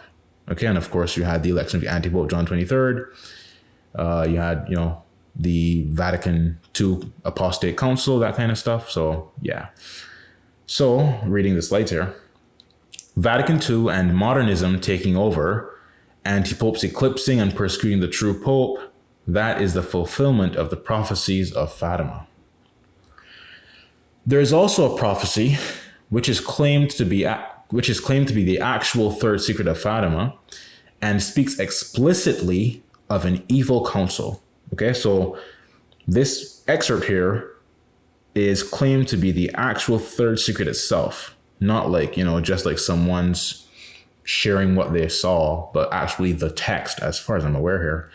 It says, in May of 1994, 77 years after Our Lady first appeared to the three children at Fatima, Portugal, a French priest was listening to a CD entitled Mysterium Fidei, with lyrics and sung by French choirs. As he was listening devoutly, suddenly the music faded into the background, and a clear voice, which was perceived quite normally and not as an interior inspiration, said, "L'église Sagrera de Futes se Playes." I don't even know what language that is, so I hope I said it decently. That is, let me say l'église. Is that French? Oh, I said he's a French priest, right? Okay, yeah, it's French. All right. That is, the church will bleed from all her wounds. Then there followed this text. There will be a wicked council planned and prepared that will change the countenance of the church. Many will lose the faith. Confusion will reign everywhere. The sheep will search for their shepherds in vain. A schism will tear apart the holy tunic of my son. This will be the end of times, foretold in the holy scriptures and recalled to memory by me in many places. The abomination of abominations will reach its peak, and it will bring the chastisement announced at La Salette. My son's arm, which I will not be able to hold back anymore, will punish this poor world, which must expiate its crimes. One will only speak about wars and revolutions. The elements of nature will be unchained and will cause anguish even among the best, the most courageous. The church will bleed from all her wounds. Happy are they who will persevere and search for refuge in my heart, because in the end, my immaculate heart will triumph. After this, the priest heard only one more sentence. This is the third secret of Fatima. So note here, it says the sheep will search for their shepherds in vain. Why? Because it is almost impossible to find a Catholic priest today. And by a Catholic priest, I mean one in communion with the true Pope, with Pope Gregory XVIII. But you can easily find tons of Sedevacantists, SSPX, of course, Novus Ordo, etc. They are not the shepherds of the church. They are schismatics and heretics outside the church. Okay? They're not the Catholic hierarchy. So-called Sedevacantists, so-called priests and bishops are not the Catholic hierarchy. Now we'll look at an article from TCW. Anyone who's honest with themselves knows this is true. Right? If you believe the truth, of course, you know this for sure. 99% of Sedevacantist so-called priests and bishops are heretics. They profess either Fenianism or indifferentism. That's basically true for like almost all of them. They're either Feniates or indifferentists. That's it. I've never personally met one that could clearly articulate the church's teaching. Never. I've not met a single one of them. There are only two that I spoke to who did not clearly and firmly profess Fenianism or indifferentism.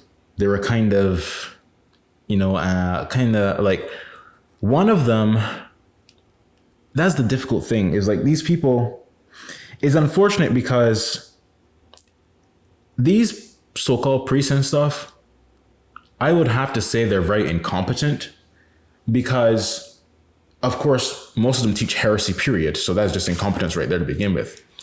But even the ones who don't seem to like clearly and firmly profess heresy are still not, I guess, educated enough and do not have a clear enough understanding of the church's teaching on salvation. There's no reason why in the middle of an apostasy when the entire world is heretical and godless and blasphemous and teaching garbage about salvation, that you should claim to be a Catholic priest and not be diligent in understanding the church's teaching on salvation. That doesn't seem reasonable to me, right? There's no reason why a layman like myself should understand the church's teaching on salvation better than you who claim to be a Catholic priest. That's just, no. Especially today when you're surrounded by nothing but heresy. That should be the main thing you seek to understand, claiming to be a Catholic priest. Because you should equip yourself with the ability to properly educate your parishioners. Or so-called parishioners, however you want to say it. And like one of the so-called priests I spoke to, the only thing I can say is that he didn't clearly profess indifferentism or Fenianism. And when I expressed the true position to him, he, agreed with me. But I can't say I had a strong confidence in his agreement because he didn't seem like he was confident in knowing the church's teaching. It was kind of like I had to pull teeth to try to get a clear answer out of him. I shouldn't have to do that. I shouldn't have to pull a so-called priest's teeth to get him to say what the church teaches, man. That's ridiculous. And then there's a second individual I spoke to who, he, once again, he didn't clearly profess Fenianism or indifferentism, but I had to pull teeth to get him to finally say something clear. And he seemed to agree with the truth, but his understanding was so hazy. He couldn't articulate it clearly, which is not good. You shouldn't be walking around calling yourself a Catholic priest during the Great Apostasy, surrounded by nothing but heretics teaching that, pagans and Protestants go to heaven, and you don't understand what the church teaches on salvation. There's a problem with that. There's something wrong with that. You shouldn't be walking around incompetent on salvation and calling yourself a Catholic priest, man. No. A layman? Perhaps a layman, I could be like, okay, a layman just believe the truth and, you're just a layman. You're not obligated unless God, specifically wants you to be like, some expert on certain subjects. But you're calling yourself a Catholic priest and you don't know what the church teaches on salvation, or at least you can't articulate that clearly to a layman who wants to, who's asking you about it. That's a problem, man. That's a problem. Something's very wrong with that. And regarding that second person, well, the first person, I guess I could say their name. The first person is called, quote unquote, Bishop Masick. They're actually they work with the Gabriel Tethero guy, who is definitely a Feniite heretic. And God willing, we'll cover his heresy later in this presentation. But the quote unquote Bishop Masick guy, when I spoke to him at least, didn't seem to be a Feniite, which is weird because I'm like, okay, I didn't say this, but I'm like, no, I'm thinking back. I'm like, these people, they don't even have true zeal for the church's teaching, because let's say Masick, right? Let's say Masick believes the truth about salvation. He's not a Feniite or an indifferentist. Why then would you be working closely with a Feniite who's teaching heresy? You know what I mean? So although he wouldn't be an indifferentist in terms of salvation, his belief on salvation, he would be an indifferentist in the sense of not having, a proper aversion to someone teaching heresy. He would be indifferent in that regard, in a more, I guess, secular meaning of the word. And then the second person, I don't want to say their name because as far as I recall, they really, really don't like being, I guess, the subject of public attention, or criticized publicly, for example, they didn't want, I think they didn't contact the Diamonds because they didn't want the Diamonds to make a video, condemning them and stuff like that, So out of, I guess, a certain degree of, I guess, charity in some regard, I won't say their name. right? For that reason. So they don't have to, I guess, suffer the public criticism that they don't want to suffer. But regardless of that, me saying their name is not really even necessary because they were a sedevacantist. So if you believe the truth, you don't have to worry about, accidentally going to this so-called priest or anything, because if you avoid sedevacantists, you're going to avoid them as long as they're still a sedevacantist, So so what I'm saying is basically 99% of sedevacantist so-called priests and bishops are either, they are heretics. 99% of them are heretics teaching Fenianism or indifferentism. And then the ones who don't clearly teach Fenianism and indifferentism, they don't really seem to understand church teaching properly, so they may believe the truth, but they don't have that clear, firm understanding, or, is they're not highly competent in that subject, which is a major issue. And I find it quite horrible.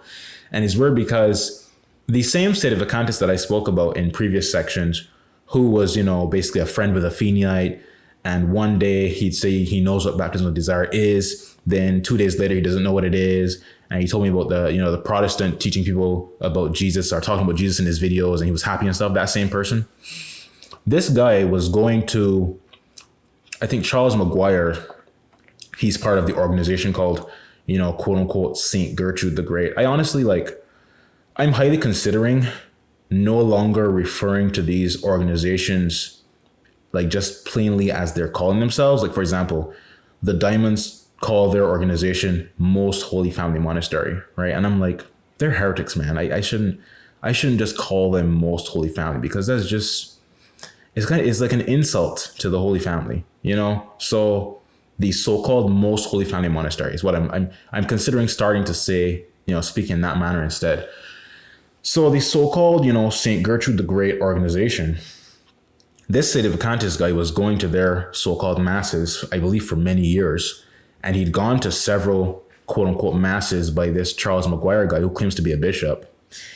And I personally emailed Charles Maguire. We're going to cover this in a later section, but I'm just going to give a brief point here. I personally emailed Charles Maguire about salvation to ask his belief on salvation. And he responded professing indifferentist, blasphemy, and heresy, right?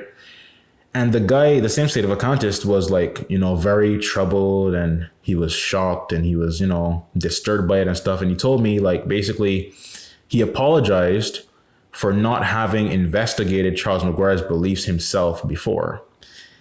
And I don't remember if I said this to him. I don't recall if I said this to him, but how could you go to someone's so-called mass in the midst of the great apostasy, where basically all these people are just heretics and blasphemers and pagans and stuff, and not inquire diligently as to what they believe before you go there? That doesn't make any sense to me. That doesn't make any sense to me at all. That makes no sense. But all right, let's continue here. This is an article from TCW about Our Lady of Fatima. It says, Fatima foretold sede impediti, persecution of true popes. All right. Oh, and I should mention too, sedevacantists, on TCW's website, they condemn sedevacantists as schismatics. Okay, so that bolsters my point even more that they're not the Catholic hierarchy. And I'm not even talking from a schismatic point of view. I'm talking straight up just from the fact that they're just running around teaching nothing but heresy, All right, continuing though. Fatima foretold sede impediti, persecution of true popes. It says, you see how, these are just some quotes, I believe. Right. And it's a very brief, article here. You see hell, where the souls of poor sinners go.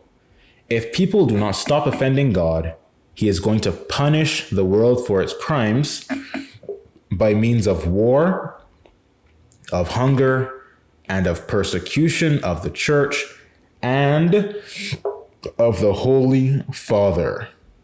Our Lady of Fatima, 1917 AD.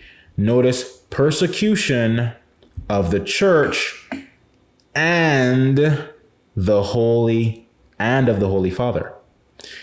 So Our Lady of Fatima, once again, speaks of the Pope being persecuted. Okay? Not sedevacantism. All right? Continuing. Oh yeah, no, it's kind of obvious. the Pope can't be persecuted if there's no Pope. Okay, so Our Lady of Fatima is talking about a Pope being persecuted during this horrible crisis. It says, note, overall, people have not stopped offending God. As a result, God has punished the world via the worst persecution of the guide to heaven, the Holy Fathers, in history. Gregory the 17th, 1958 to 1989, had, and Gregory the 18th, 1991 to present, has suffered under what the Church defines as sede impediti. That is, when a bishop of Rome, in this case the Pope, is impeded by outside forces from publicly acting in his office, which is rightfully his de jure by law. The shepherdess Jacinta Marto, who had a special vision of at least one of the impeded popes of the underground church, would say, "Poor Holy Father, we must pray very much for him." Of course, Catholics must financially support the Pope too. Security. The message of Fatima, even in this latest of hours, still holds out hope, provided we act. There is no problem, I tell you, no matter how difficult it is, that we cannot resolve by the prayer of the Holy Rosary. With the Holy Rosary, we will save ourselves, we will sanctify ourselves, we will console our Lord and obtain the salvation of many souls. Sister Lucy of Fatima, December 26, 1957. Okay? So yeah, the Pope is being persecuted, just as Our Lady of Fatima said, just as Our Lady of La Salette said, just as tons upon tons of other prophecies said that you're going to, God willing, see in this section here. So let's continue now. All right. Now let's look at Our Lady of La Salette. Many sedevacantists quote Our Lady of La Salette, Our Lady, when she said, Rome will lose the faith and become the seat of the Antichrist. But they do not often mention what she said about the Pope and his successor suffering during this crisis. A hidden and persecuted Pope is what was prophesied by Our Lady, not sedevacantism. The true Pope being unknown was an explanation of the eclipse of the Church given by Melanie of La Salette, also, as you will see soon. Okay? So the true Pope being unknown was an explanation of the eclipse of the Church given by Melanie of La Salette, also, as you will see soon. As I mentioned before, sedevacantists, I've never seen any of them personally, talk about how the children who were at La Salette themselves interpreted the prophecies, okay? And what they themselves said is very important to our situation. First, we see here, the vicar of my son, Syrian his successor, right? That's my addition to explain that. The vicar of my son will suffer a great deal because for a while, the church will yield to large persecution, a time of darkness, and the church will witness a frightful crisis. Our Lady of La Salette, 1846. Note, Our Lady said the Pope will suffer a great deal during this crisis of the church. He cannot suffer if there is no Pope, okay? There is a Pope suffering during this crisis, as Our Lady of La Salette said. Rome will lose the faith and become the seat of the Antichrist. Of course, that has happened. Rome has lost the faith and is the seat of just, blasphemy, heresy, idolatry, sodomy, filth, prostitutes, garbage everywhere, just filth everywhere. That is what Rome is right now, okay? The next quote. Fight, children of light, you, the few who can see. For now is the time of all times, the end of all ends. Note, the Catholic Church is very small today, hence why Our Lady said, you, the few who can see. Most of the world doesn't even know where the church is, doesn't know about the Pope, nothing. They're wallowing and suffering in darkness. Okay? Next quote. All that I tell you here will arrive in the other century, at the latest in the year 2000. So she even gives a year, okay? It is that specific. She even gives a year just for clarity. It says, note, the apostasy began in 1958. The other century from 1846. Okay? Spot on, accurate. This is Melanie of La Salette from The Secret of Melanie and the Actual Crisis by Abbott Combe, 1906. She says, the church will be eclipsed. At first, we will not know which is the true pope. She doesn't say anything about sedevacantism. Doesn't say anything about, for 60 years or more, we won't have a pope. None of that. What does she say? The true pope will be eclipsed because at first, we will not know which is the true pope. Meaning there'll be a false pope or false popes, as we have today. Many false popes. You have the Novus Ordo false popes. You have the Palmarian false popes. You got Conclavis false popes. You got the quote unquote apostles of infinite love false popes. Okay? Tons of false popes. And only one unknown, hidden from the world, suffering Pope Gregory the 18th. Okay? Just as prophecy said, would happen.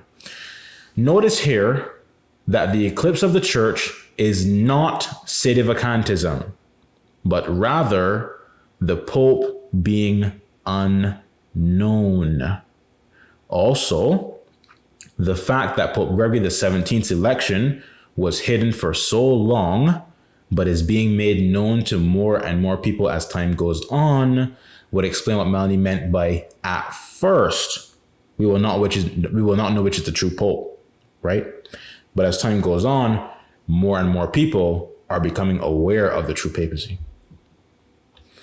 And of course, with the age of peace and stuff, the world will actually, become Catholic. Everybody will know who the Pope is, that kind of thing. Like the whole world generally, will know who the Pope is. He'll be a public, visible figure once again. Continuing here. This is a quote. It says, a more detailed explanation of Melanie of La Salette's interpretation of the eclipse of the church is given here. The church will be eclipsed. The world will be in consternation. But behold, Enoch and Eli, or I guess Eli, filled with the Spirit of God, they will preach with the strength of God, and men of goodwill will believe in God, and many souls will be consoled. They will make great progress by the virtue of the Holy Spirit, and will condemn the devilish errors of the Antichrist. Abbe Combe, the editor of the 1904 edition, adds the following note after this paragraph. I have from Melanie that the church will be eclipsed in this sense, that one will not know which is the true pope. 2, for a time, the holy sacrifice will cease to be offered in churches and also in houses, so there will be no more public worship. But she saw that yet the holy sacrifice would not cease. It will be offered in caves, in tunnels, in barns, and in alcoves. Okay? So no more public real mass. And of course, that is taking place right now because the only so-called mass you could go to would be Sedevacantist Schismatics and Heretics, SSPX Schismatics and Heretics, Novus Ordo Heretics, Conclavis, I guess, Schismatics and Heretics, But as far as a real Catholic mass given by a real Catholic priest in communion with the real Catholic Pope, basically impossible to find today. Years ago, on their website, TCW posted different, events and stuff like saying there'll be a real mass in this place and, that kind of stuff. But I personally haven't seen them post anything like that for several years now. So as infrequent as real masses were then, they're, I would think, even more infrequent now, and they may be completely just no longer any public masses. It may just be all private, and like as it said here, caves and tunnels and barns, that kind of stuff. Sedevacantist and SSPX masses are public. You could go to one right now. You could Google right now, SSPX so-called mass, Sedevacantist so-called mass. You could go to one right now. But if you want to go to a mass with a real priest, a real mass with a real priest, you can't just Google it and find it like that, okay? It's going to be nearly impossible to find one, as prophecy said would take place here. And Melanie gave us basically a fulfillment of the crisis of Lassalette's prophecy. However, masses given by priests who are in union with the true Pope, Gregory the 18th, are few or non-existent at this time, which is in perfect harmony with this prophecy. Okay? And when I say non-existent, I mean, in a public sense, right? They may be like all private kind of things now, private masses now. The true faith, this is Our Lady of Vassalette once again, the true faith to the Lord having been forgotten, each individual will want to be on his own and be superior to people of same identity. They will abolish civil rights as well as ecclesiastical. All order and all justice will be trampled underfoot, and only homicides, hate, jealousy, lies, and dissension will be seen without love for country or family. Notes: each individual will want to be on his own and be superior to people of same identity. This may be speaking of the conflicts, schisms, rivalries, dissensions, hatred for each other, etc., seen among SSPX and Sedevacantist, so-called clerics, right? They will abolish civil rights as well as ecclesiastical. All order and all justice will be trampled underfoot. Sedevacantists and SSPX are a disorganized mess of self-governing, independent heretics and schismatics, okay? Just a bunch of random people doing a bunch of nonsense is what it is. The Holy Father will suffer a great deal. I will be with him until the end and receive his sacrifice. The mischievous would attempt his life several times to do harm and shorten his days, but neither him nor his successor will see the triumph of the Church of God. Look at that. Note, Pope Gregory XVII died in 1989, so he did not live to see the triumph of the Church of God. Based on this statement of Our Lady, I believe, personally, Pope Gregory XVIII will probably also die before this crisis ends, and perhaps the Pope after him, or another future Pope, will be the first one to rule when the crisis is over. As I mentioned several times so far, there's a prophecy stating that in his exile, the Pope will die a cruel death, okay? And that would once again make sense regarding what Our Lady said here, where she said that neither him, Gregory XVII, nor his successor, Gregory XVIII, will see the triumph of the Church of God. So both of them, I believe, will die before the age of peace. Okay? And that's what Our Lady, that's what I interpret from this here. All right, continuing. Towards the end of the world, tyrants and hostile mobs will rob the church and the clergy of all their possessions and will afflict and martyr them.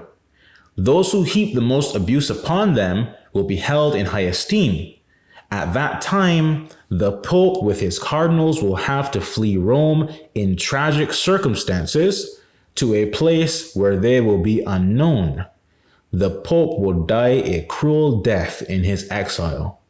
The sufferings of the Church will be much greater than at any previous time in her history. Papal prophecy of Brother John of the Cleft Rock, 14th century. Note, Pope Gregory XVIII and his cardinals, as we talked about previously, after his election in Rome in 1991, fled Rome to a place where they are unknown. It seems that Pope Gregory XVIII will also die a cruel death in his exile before this crisis ends, as I spoke about just now. This is word for word what happened in 1991. The only part missing is Pope Greg XVIII dying a cruel death. That's the only thing. That's the only part of this prophecy here that I've highlighted that hasn't been fulfilled yet, as far as I'm aware. You know, TCW hasn't announced that Pope Greg XVIII has been killed or died or anything like that. So as far as I'm aware, he's still alive right now. But if this prophecy is speaking about him fleeing Rome in 1991, then I would assume he's also going to die a cruel death before the age of peace. Now we move on to Maximin. Maximin's secret to Pius IX. I actually like that zoom in thing. That's pretty cool. I forgot that I put that there. All right. Maximin's secret to Pius IX. Before all that arrives, great disorders will arrive in the church and everywhere. Then, after that, our Holy Father the Pope, Gregory XVII, will be persecuted. His successor will be a pontiff that nobody expects, Gregory XVIII.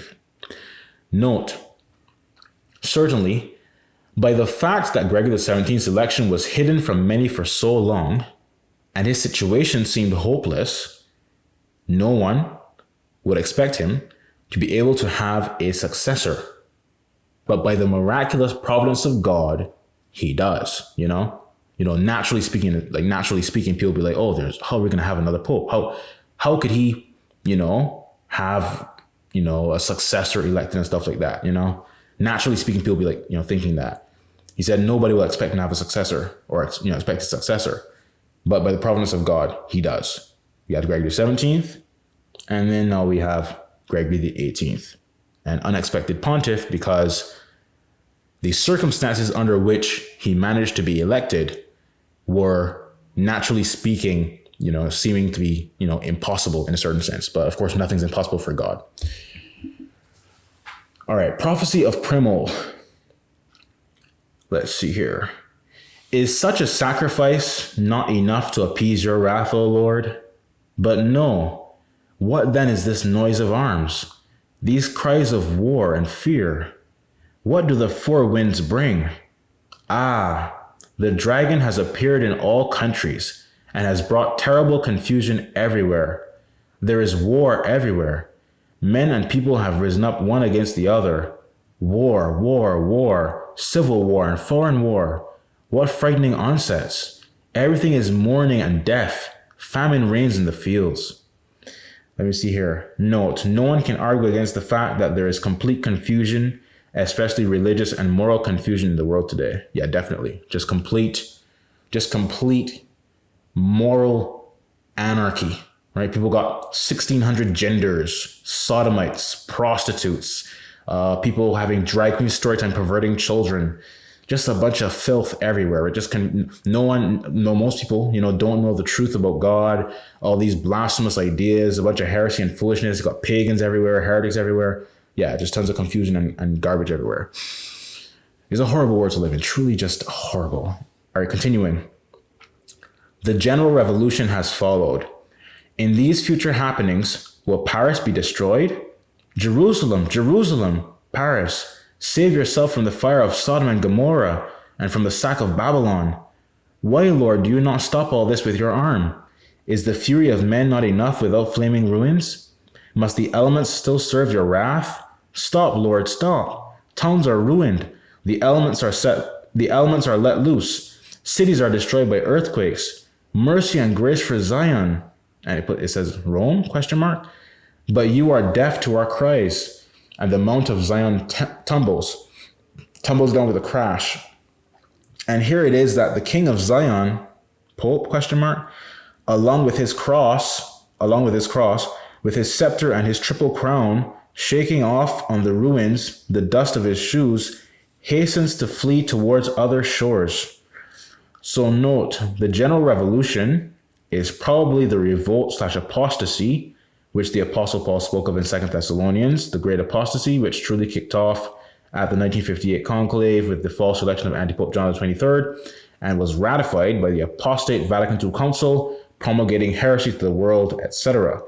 Also notice the Pope flees Rome, just as other prophecies say, and Gregory the 18th did in 1991, right? So the Pope fled Rome in the previous prophecy about that. Here we see the King of Zion with his triple crown, which I would assume is the Pope and his papal tiara, fleeing Rome, right? And it is not so, O Lord, that your church is rent asunder by her own children? Oh, and is it not so, O Lord, that your church is rent asunder by her own children? The sons of Zion are divided into two camps, one faithful to the fugitive pontiff, and the other inclined or disposed to the government of Zion, respecting the scepter, but breaking in pieces the triple crown. Okay? And let's see here. Once again, the fugitive pontiff, right? Suffering pope, a pope taken prisoner, a persecuted pope. This is a constant theme. Note, the church has always had enemies both within and without, infiltrators, occult heretics, etc.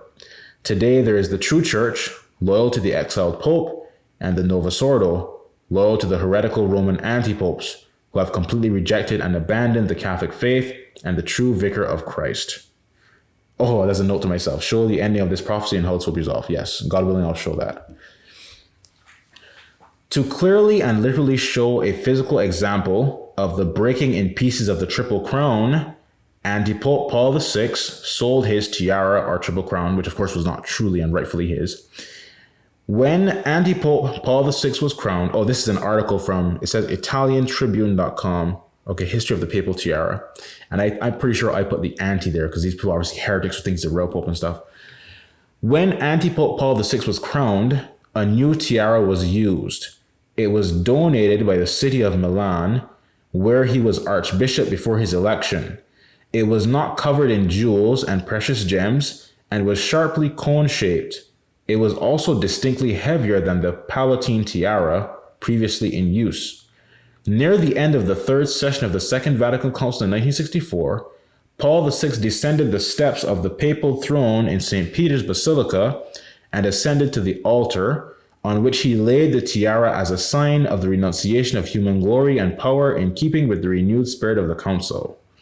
It was announced that the tiara will be sold and the money obtained will be given to charity. The tiara was purchased by Catholics in the United States and is now kept in the Basilica of the National Shrine of the Immaculate Conception in Washington, D.C.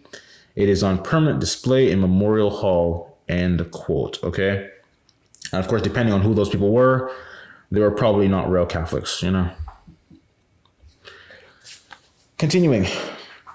Oh, yeah, so I mean, that's like, that could be the breaking of the triple tiara and stuff like that, selling it off and all this stuff. Just, completely abandoning and just disrespecting the papacy and stuff. Another quote here. Near the time of the Antichrist will come a most violent conflict with the Roman Church, such that there will be great tribulations. At this time, a schism will be produced in the bosom of the church on the occasion of the election of the Pope. There is one who will be called Pope, but he will not be truly so. He will persecute the true Pope and all those who obey him, so that the majority will declare themselves for the anti-Pope rather than for the true Pope. But this anti-Pope will have a sad end, and the true one will remain the unique and uncontested pontiff. Prophecy of Venerable Bernard de Bustis, 15th century. Note, this prophecy may be speaking about the election of Syri, Pope Gregory XVII in 1958, which was eclipsed by the quote-unquote election of anti-Pope John XXIII. And of course, John XXIII died before Pope Gregory XVII did, so I don't know if that's something to do with it, but it could also be referring to the fact that, the anti-papacy will end in the future when God, destroys the world and everything, according to prophecy, and the true papacy will endure, of course, for all time. Let's see now. Mother Maria Raffles. I, Jesus, am ready to pour out many graces upon my beloved Spain, which shall be persecuted so severely by Freemasonry. I will not let my faithful sons be overcome. Spain, the beloved of my blessed mother, is my first beloved, and I would destroy all the nations of the world rather than let the faith disappear from Spain. Many are they who persecute her, the church, and seek to destroy her. Neither priests nor religious are respected. Yet they are the select portion of my church, and it is I who receive all these offenses, because it is to me that they are done. Pray that fortitude be given to the vicar of Christ, who shall be greatly persecuted. Once again, the Pope is being persecuted. That can't be the case if we have no Pope during this crisis. There is a Pope. For my name and for my sake, at all times and in all places, they, the Jesuits, will be greatly persecuted, as I was in my mortal life. And the enemy, jealous of the great good that they do for souls, will work to make them disappear. But I make it known to you, my daughter, and through you to all men, that they will prevail until the end of time, despite their enemies, and I will bless greatly the nations and towns who welcome them with loving goodwill. And one of these nations I desire to be my beloved Spain.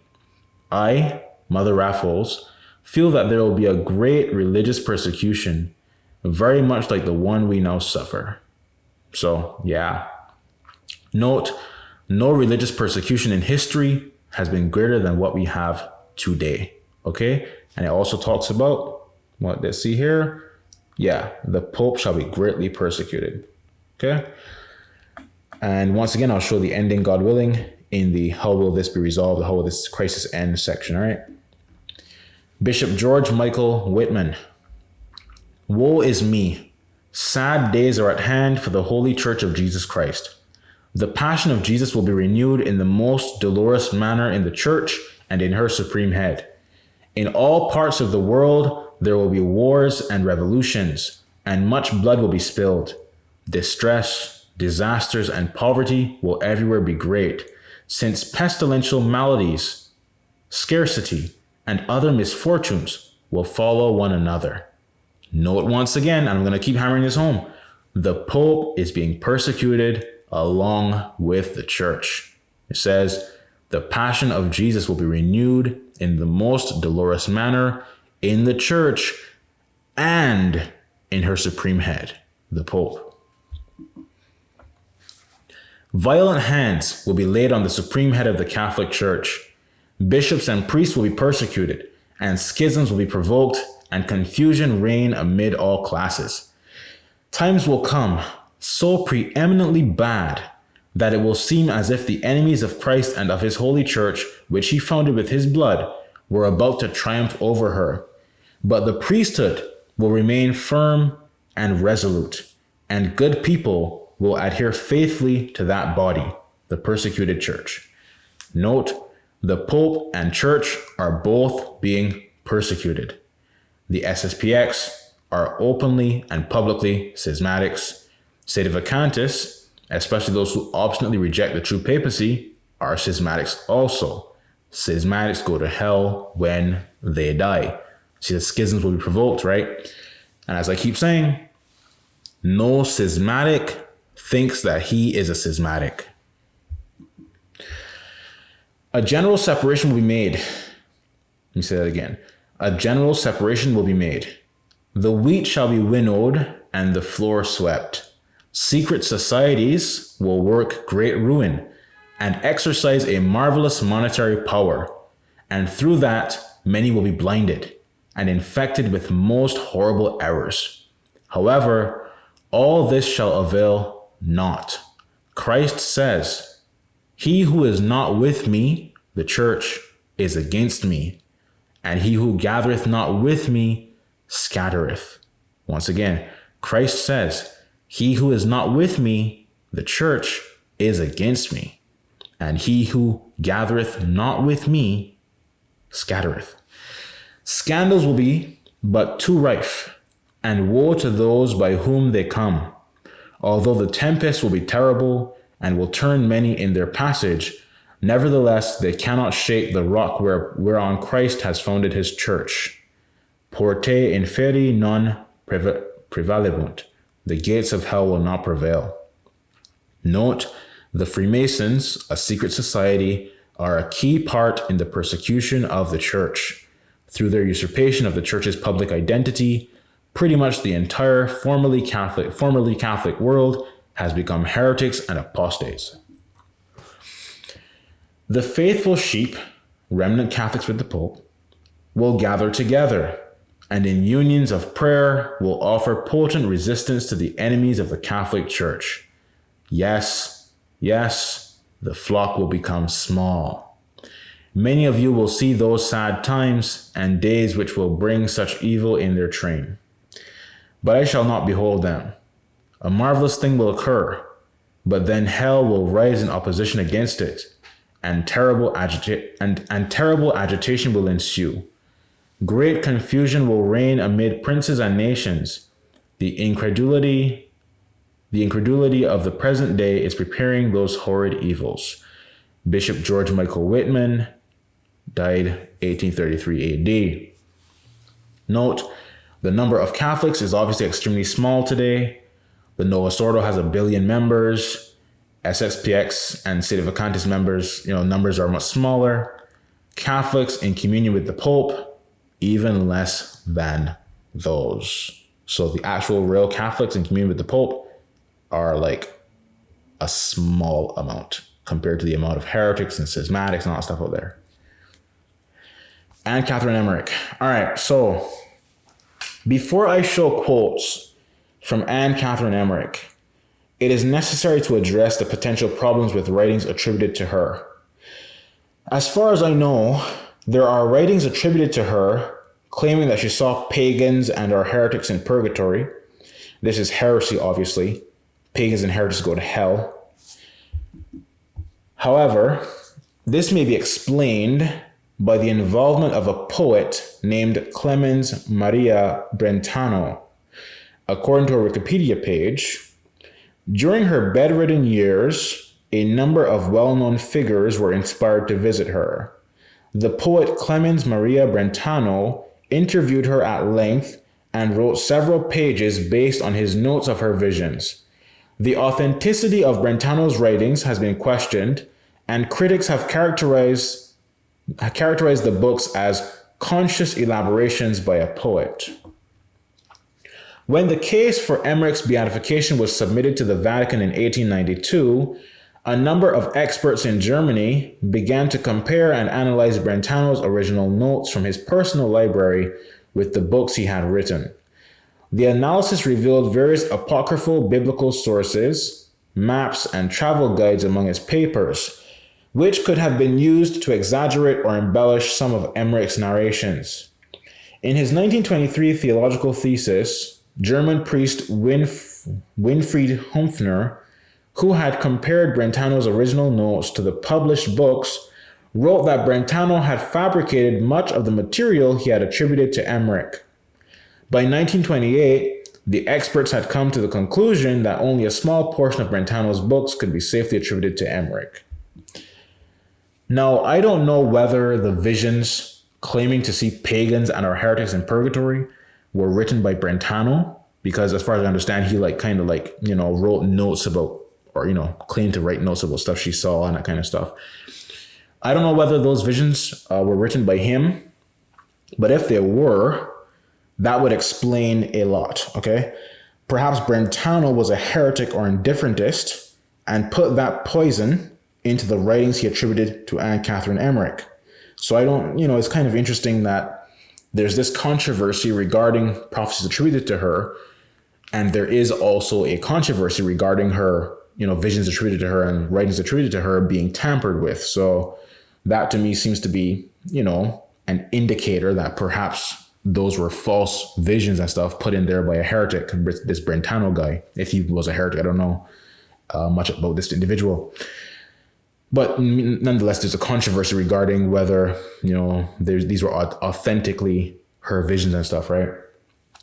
Nonetheless, many of the prophecies attributed to Anne Catherine Emmerich pretty much certainly describe our current situation in vivid detail. And since they are in harmony with many other Catholic prophecies, I think they are important to include in this presentation. So I personally, I think I tried to find these prophecies attributed to her one time about pagans in purgatory or heretics in purgatory or whatever it was. But honestly, I don't want to see that, to be honest with you. I don't want to I don't want my eyes to even behold that kind of filth. So I didn't even want to look at it. All right. So this is, a prophecy from attributed to her. In the center of hell, I saw a dark and horrible looking abyss, and into this Lucifer was cast. After being first strongly secured with chains, thick clouds of sulphurous black smoke arose from its fearful depths, and enveloped his frightful form in the dismal folds, thus effectually concealing him from every beholder. God himself had decreed this, and I was likewise told, if I remember right, that he will be unchained for a time, 50 or 60 years before the year of Christ 2000. How spot on can you be? He will be unchained for a time, 50 or 60 years before the year of Christ 2000. When was Antipope John 23rd elected? 1958. 42 years before the year of Christ 2000, right? Around, close to 50 years. Just 8 years less than 50 years, in the 1950s, right? So, the timing, even the dates given are so spot on. Continuing. The dates of many other events were pointed out to me, which I do not now remember.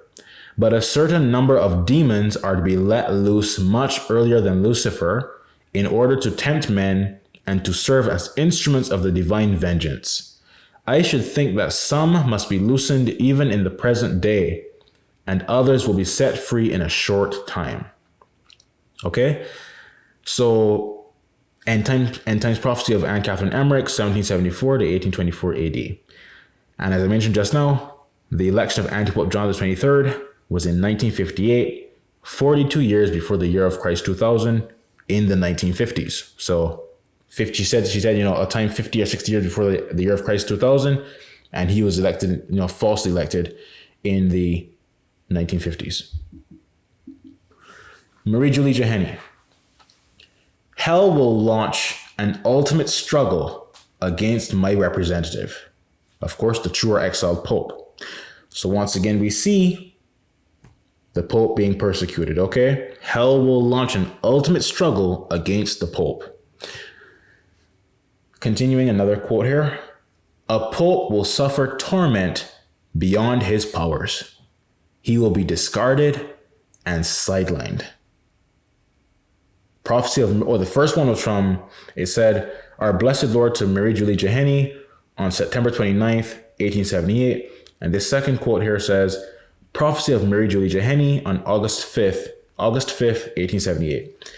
Note, Pope Gregory XVII, upon his election, was faced with a violent war from the communists, Freemasons, etc., and he was discarded and sidelined, being publicly replaced by Antipope John the 23rd. This is exactly what happened, okay? It's not about sedevacantism is not what's happening. The Pope being sidelined, persecuted, imprisoned, exiled, all this stuff. That is what is happening. Another prophecy here. Never, never will a storm have been so strong against any other pontiff. This is the prophecy I was talking about in the section about, the historical information, when it talks about, when the video mentioned the overwhelming force of evil, basically, that was against Gregory the 17th. Yeah, this prophecy says, never, never will a storm have been so strong against any other pontiff. He is already a martyr before undergoing martyrdom. He is suffering before the hour has come, but he offers his own person and the blood of his veins for all his torturers and for those who are making terrible attempts upon his life. How many exiles to be suffered? Revelation of Marie-Julie Jeheni, who died in 1941 AD.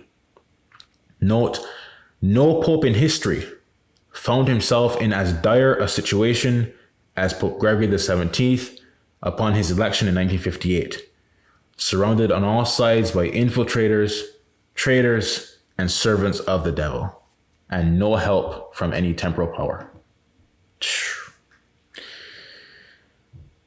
Another quote here. It is me who will give you this pontiff. Pray for him. he will have under his sight a fierce revolt. Until his death, his hand will hold on unto the cross and won't let it go. Pray, I beg you, pray, because the faith and religion will be crushed under the feet of those criminals. So once again, note the Lord said there would be a pope who is faced with the fierce revolt, not sedevacantism. The pope suffering, being persecuted, and having to suffer through this revolution, this apostate antichrist revolution. Okay? That's what happened to Pope Gregory XVII. The Pope will be attacked and taken prisoner. All ecclesiastical authorities, i.e. those in union with him, will be persecuted. At first, they will be allowed to practice their ministry. Then they will be removed from their posts, and then order will come for their departure. The wicked will take their place. New types of ceremonies will be put in place against the faith and divine laws. Look at this again. The Pope will be attacked and taken prisoner. Nothing about sedevacantism. The Pope being taken prisoner, as Gregory XVII was, basically held hostage by Freemasons and communists and stuff for decades. New types of ceremonies will be put in place, right, against the faith and divine laws. The so-called Novus Ordo Mass, the Freemasonic, new order of so-called Mass, is the new type of ceremony put in place, and perhaps also illicit and unauthorized SSPX and sedevacantist false masses. Okay? New types of ceremonies, not real Catholic masses, false so-called masses. The Pope will be attacked and taken prisoner. Wait, why do I have the same? Okay, I have the same quote twice for some reason. Hold on. Let's see. Okay. All right, let's just look and see if there's anything different. Let's see here. It says Pope Gregory XVII was taken prisoner and kept under constant surveillance by the communists and Masons at his episcopal palace in Genoa. So yeah, he was taken prisoner, held hostage for decades, that kind of stuff. Yes. He will not have a voice like the past pontiffs, but he will continue to provide for his children and the infallible church. And the previous one, what was the date on that? It said, let me see. Okay. It says, Prophecy of Mary Julie Jeheni on September 19th, 1881. And then this one, let's read again. He will not have a voice like the past pontiffs, but he will continue to provide for his children and the infallible church. Prophecy of Mary Julie Jeheni on January 11th, 1881. Note, this is self-explanatory. Neither Siri nor Gregory XVIII have the normal public presence and voice of past popes. But there is still a pope in the catacombs, okay? So he will not have a voice like the past pontiffs. Why? Because he's unknown to most of the world. That is why he doesn't have a public voice or the same, clear and visible voice that, previous popes had. And what's the date for this one? It says Prophecy of Mary Julie Jeheni on January 11th, 1881. Okay. The church will be deprived of her supreme chief who is now governing her. For a fairly long time, the church will be deprived of prayer and offices. She will be exiled by God and from his chosen ones. In deep mourning, the church will no longer hear the ringing of her bells. From the eyes of the church, I see tears of distress flowing down.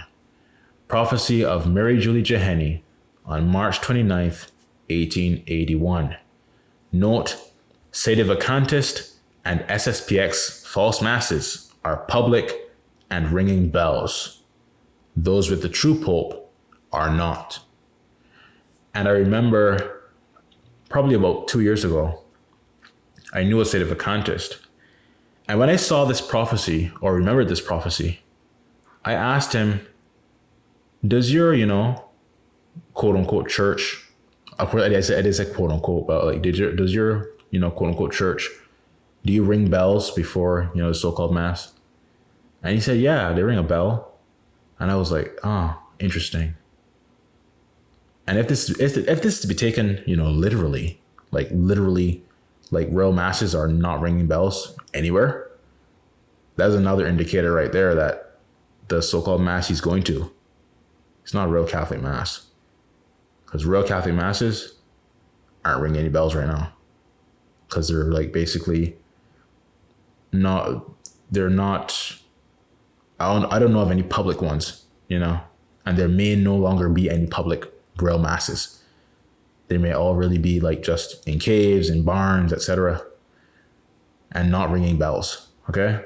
So I say this kind of like, of course I have a sense of humor, as some of you probably can already tell. So I say this partly with a bit of humor, but also partly quite seriously. If the so-called mass you go to is ringing bells, get out of there. Get out of there. Of course, though, I mean, you shouldn't be going to any so-called mass that is not, conducted by authorized church authority in union with the true pope. So you shouldn't go to any Sede Vacantes so-called masses, SSPX so-called masses, obviously not Novus Ordo so-called masses, right? Get away from those schismatics and heretics and stuff. You're not supposed to be going to their so-called masses, okay? All right, let's see here. Continuing. And where was the date for that one? It said Prophecy of Mary Julie Jeheni on March 29th, 1881. Okay. Another quote here.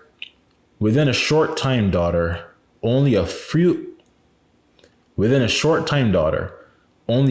priests will be left who will obey the luminous voice, which is the command of all men on earth, as the chief of the most holy church.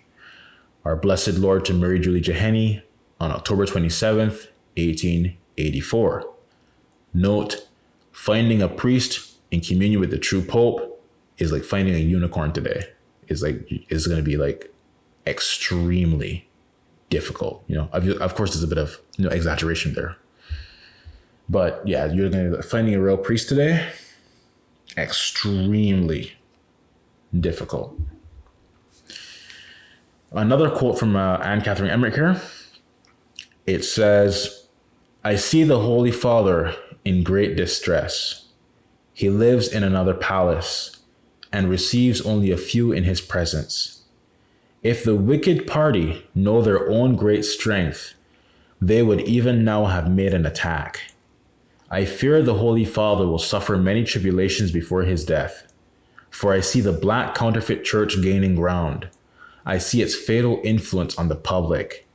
The distress of the Holy Father and of the church is really so great that one ought to pray to God day and night. I have been told to pray much for the church and the Pope. Oh, I think so. It might have been Anne Catherine Emmerich who said, one ought to pray day and night. I'm not sure if Sister Lucia said the same thing. She may have. I can't recall right now. But note, Pope Gregory XVII was under surveillance at his episcopal palace in Genoa. And this is, another palace. He received only a few in his presence. This is self-explanatory. Of course, many people didn't even know he was the Pope. He was guarded and not easily allowed visitors and all that kind of stuff, right? The black counterfeit church is obviously the Novus Ordo Vatican II cult of Satan. That is what the black counterfeit church is. And look at it, its fatal influence on the public, right? Just godlessness everywhere, filth everywhere. Last night I was taken to Rome, where the Holy Father, plunged in affliction, is still concealed in order to elude dangerous exigencies. He is very feeble, quite worn out by distress, anxiety, and prayer. His chief reason for lying concealed is because he can now trust so few. But he has by him a very simple-hearted, pious old priest, his true friend, whom his enemies on account of his simplicity think it not worthwhile to remove. Now this good old priest is full of God's grace. He sees, he remarks many things which he faithfully communicates to the Holy Father. More than once, I have had to point out to him in prayer traitors and evil-minded men among the Pope's high confidential officers, that he might give him notice of them. Note, the Pope was concealed, hidden, and surrounded by Freemasons and traitors. No one to turn to for a true remedy. And of course, this is a picture that we've seen earlier, of quote Tran, His Holiness Pope Gregory XVII, and of one of the hostage Pope's wicked captors, Monsignor Groen, June 14th, 1988 AD, Istituto Ravasco Convent, Roma, Italia, or Rome, Italy. Continuing another Anne Catherine Emmerich quote here. I saw the fatal consequences of this counterfeit church. I saw it increase. I saw heretics of all kinds flocking to the city. Look at that filth there in that picture, right? I saw the ever-increasing tepidity of the clergy, the circle of darkness ever widening, and now the vision became more extended. I saw in all places Catholics oppressed, annoyed, restricted, and deprived of liberty. Churches were closed, and great misery prevailed everywhere, with war and bloodshed. I saw rude, ignorant people offering violent resistance. Again, I saw in vision St. Peter's undermined according to a plan devised by the secret sect, Freemasons, whilst at the same time it was damaged by storms. Note, the Novus Ordo is built on the principle of religious adultery with heretics, and heretics are often welcomed in Rome for religious false worship. Okay? So all the heretics flocking to Rome. Look at this garbage on the picture right here. That doesn't even need to be talked about anymore, right? Like we've gone over that in detail in the previous sections. And God willing, I'll show the ending of this prophecy in the how this will be resolved section.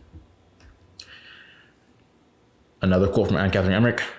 I wish the time were here when the Pope dressed in red will reign.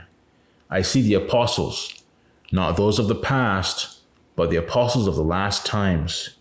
And it seems to me the Pope is among them. Note, Pope Gregory XVII, being unable to publicly exercise his office as Pope, continued to wear the red garb of a cardinal. This is why he was the Pope dressed in red.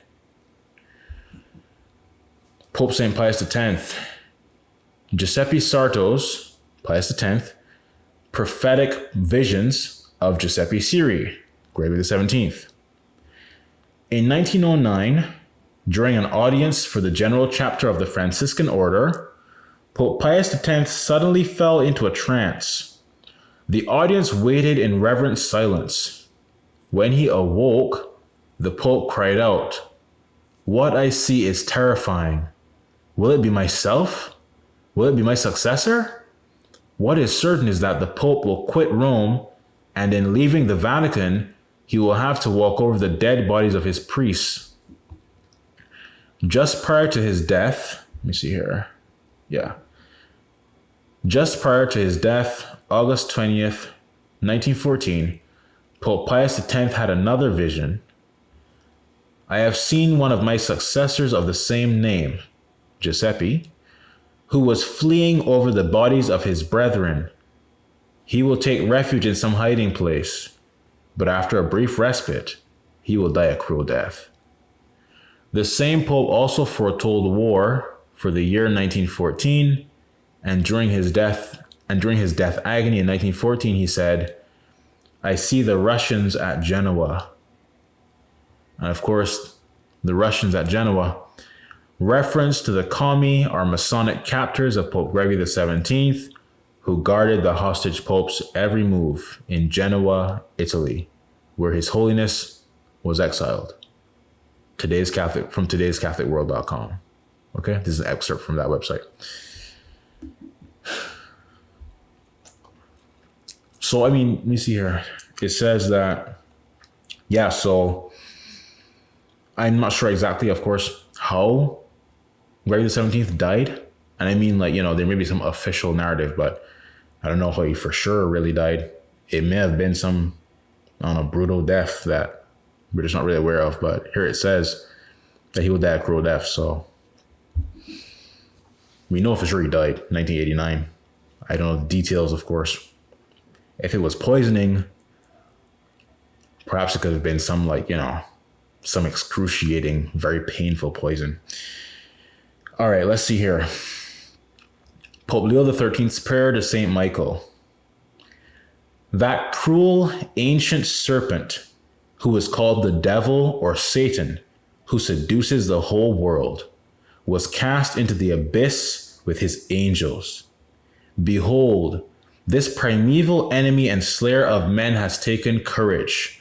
Transformed into an angel of light, he wanders about with all the multitude of wicked spirits, invading the earth in order to blot out the name of God and of his Christ, to seize upon, slay, and cast into eternal perdition souls destined for the crown of eternal glory.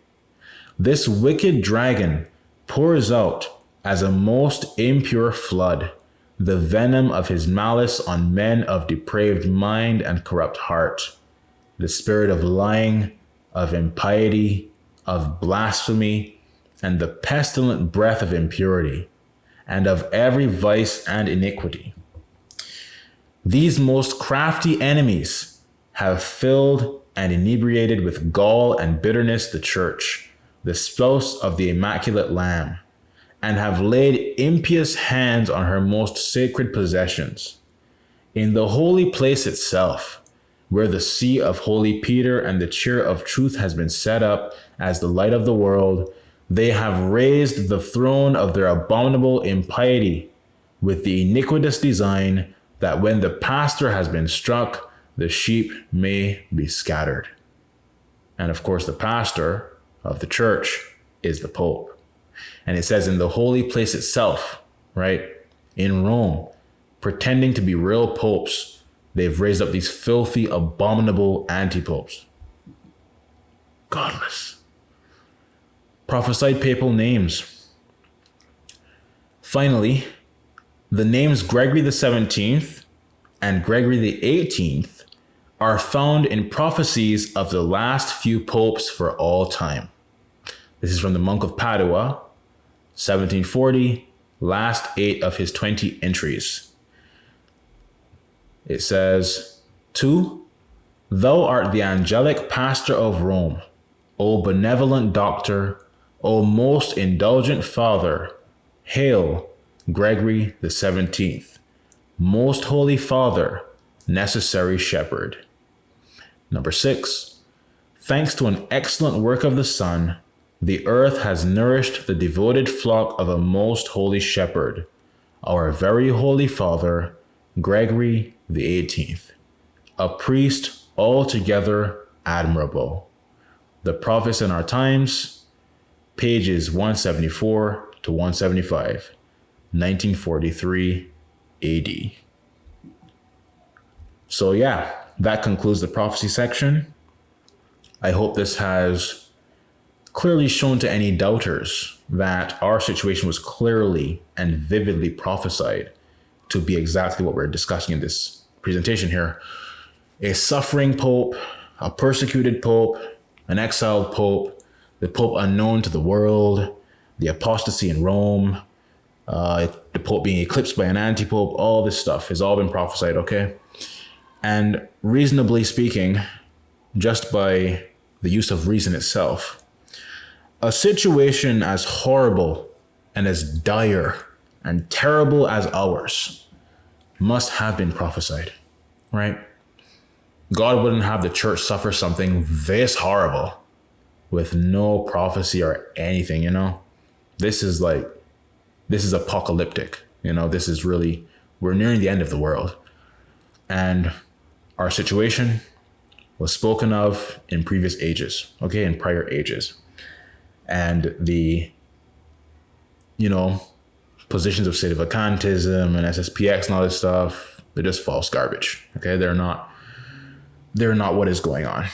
There is a pope right now suffering in the catacombs, hidden from the world, just as a bunch of prophecies talked about. Our Lady of Fatima talked about it.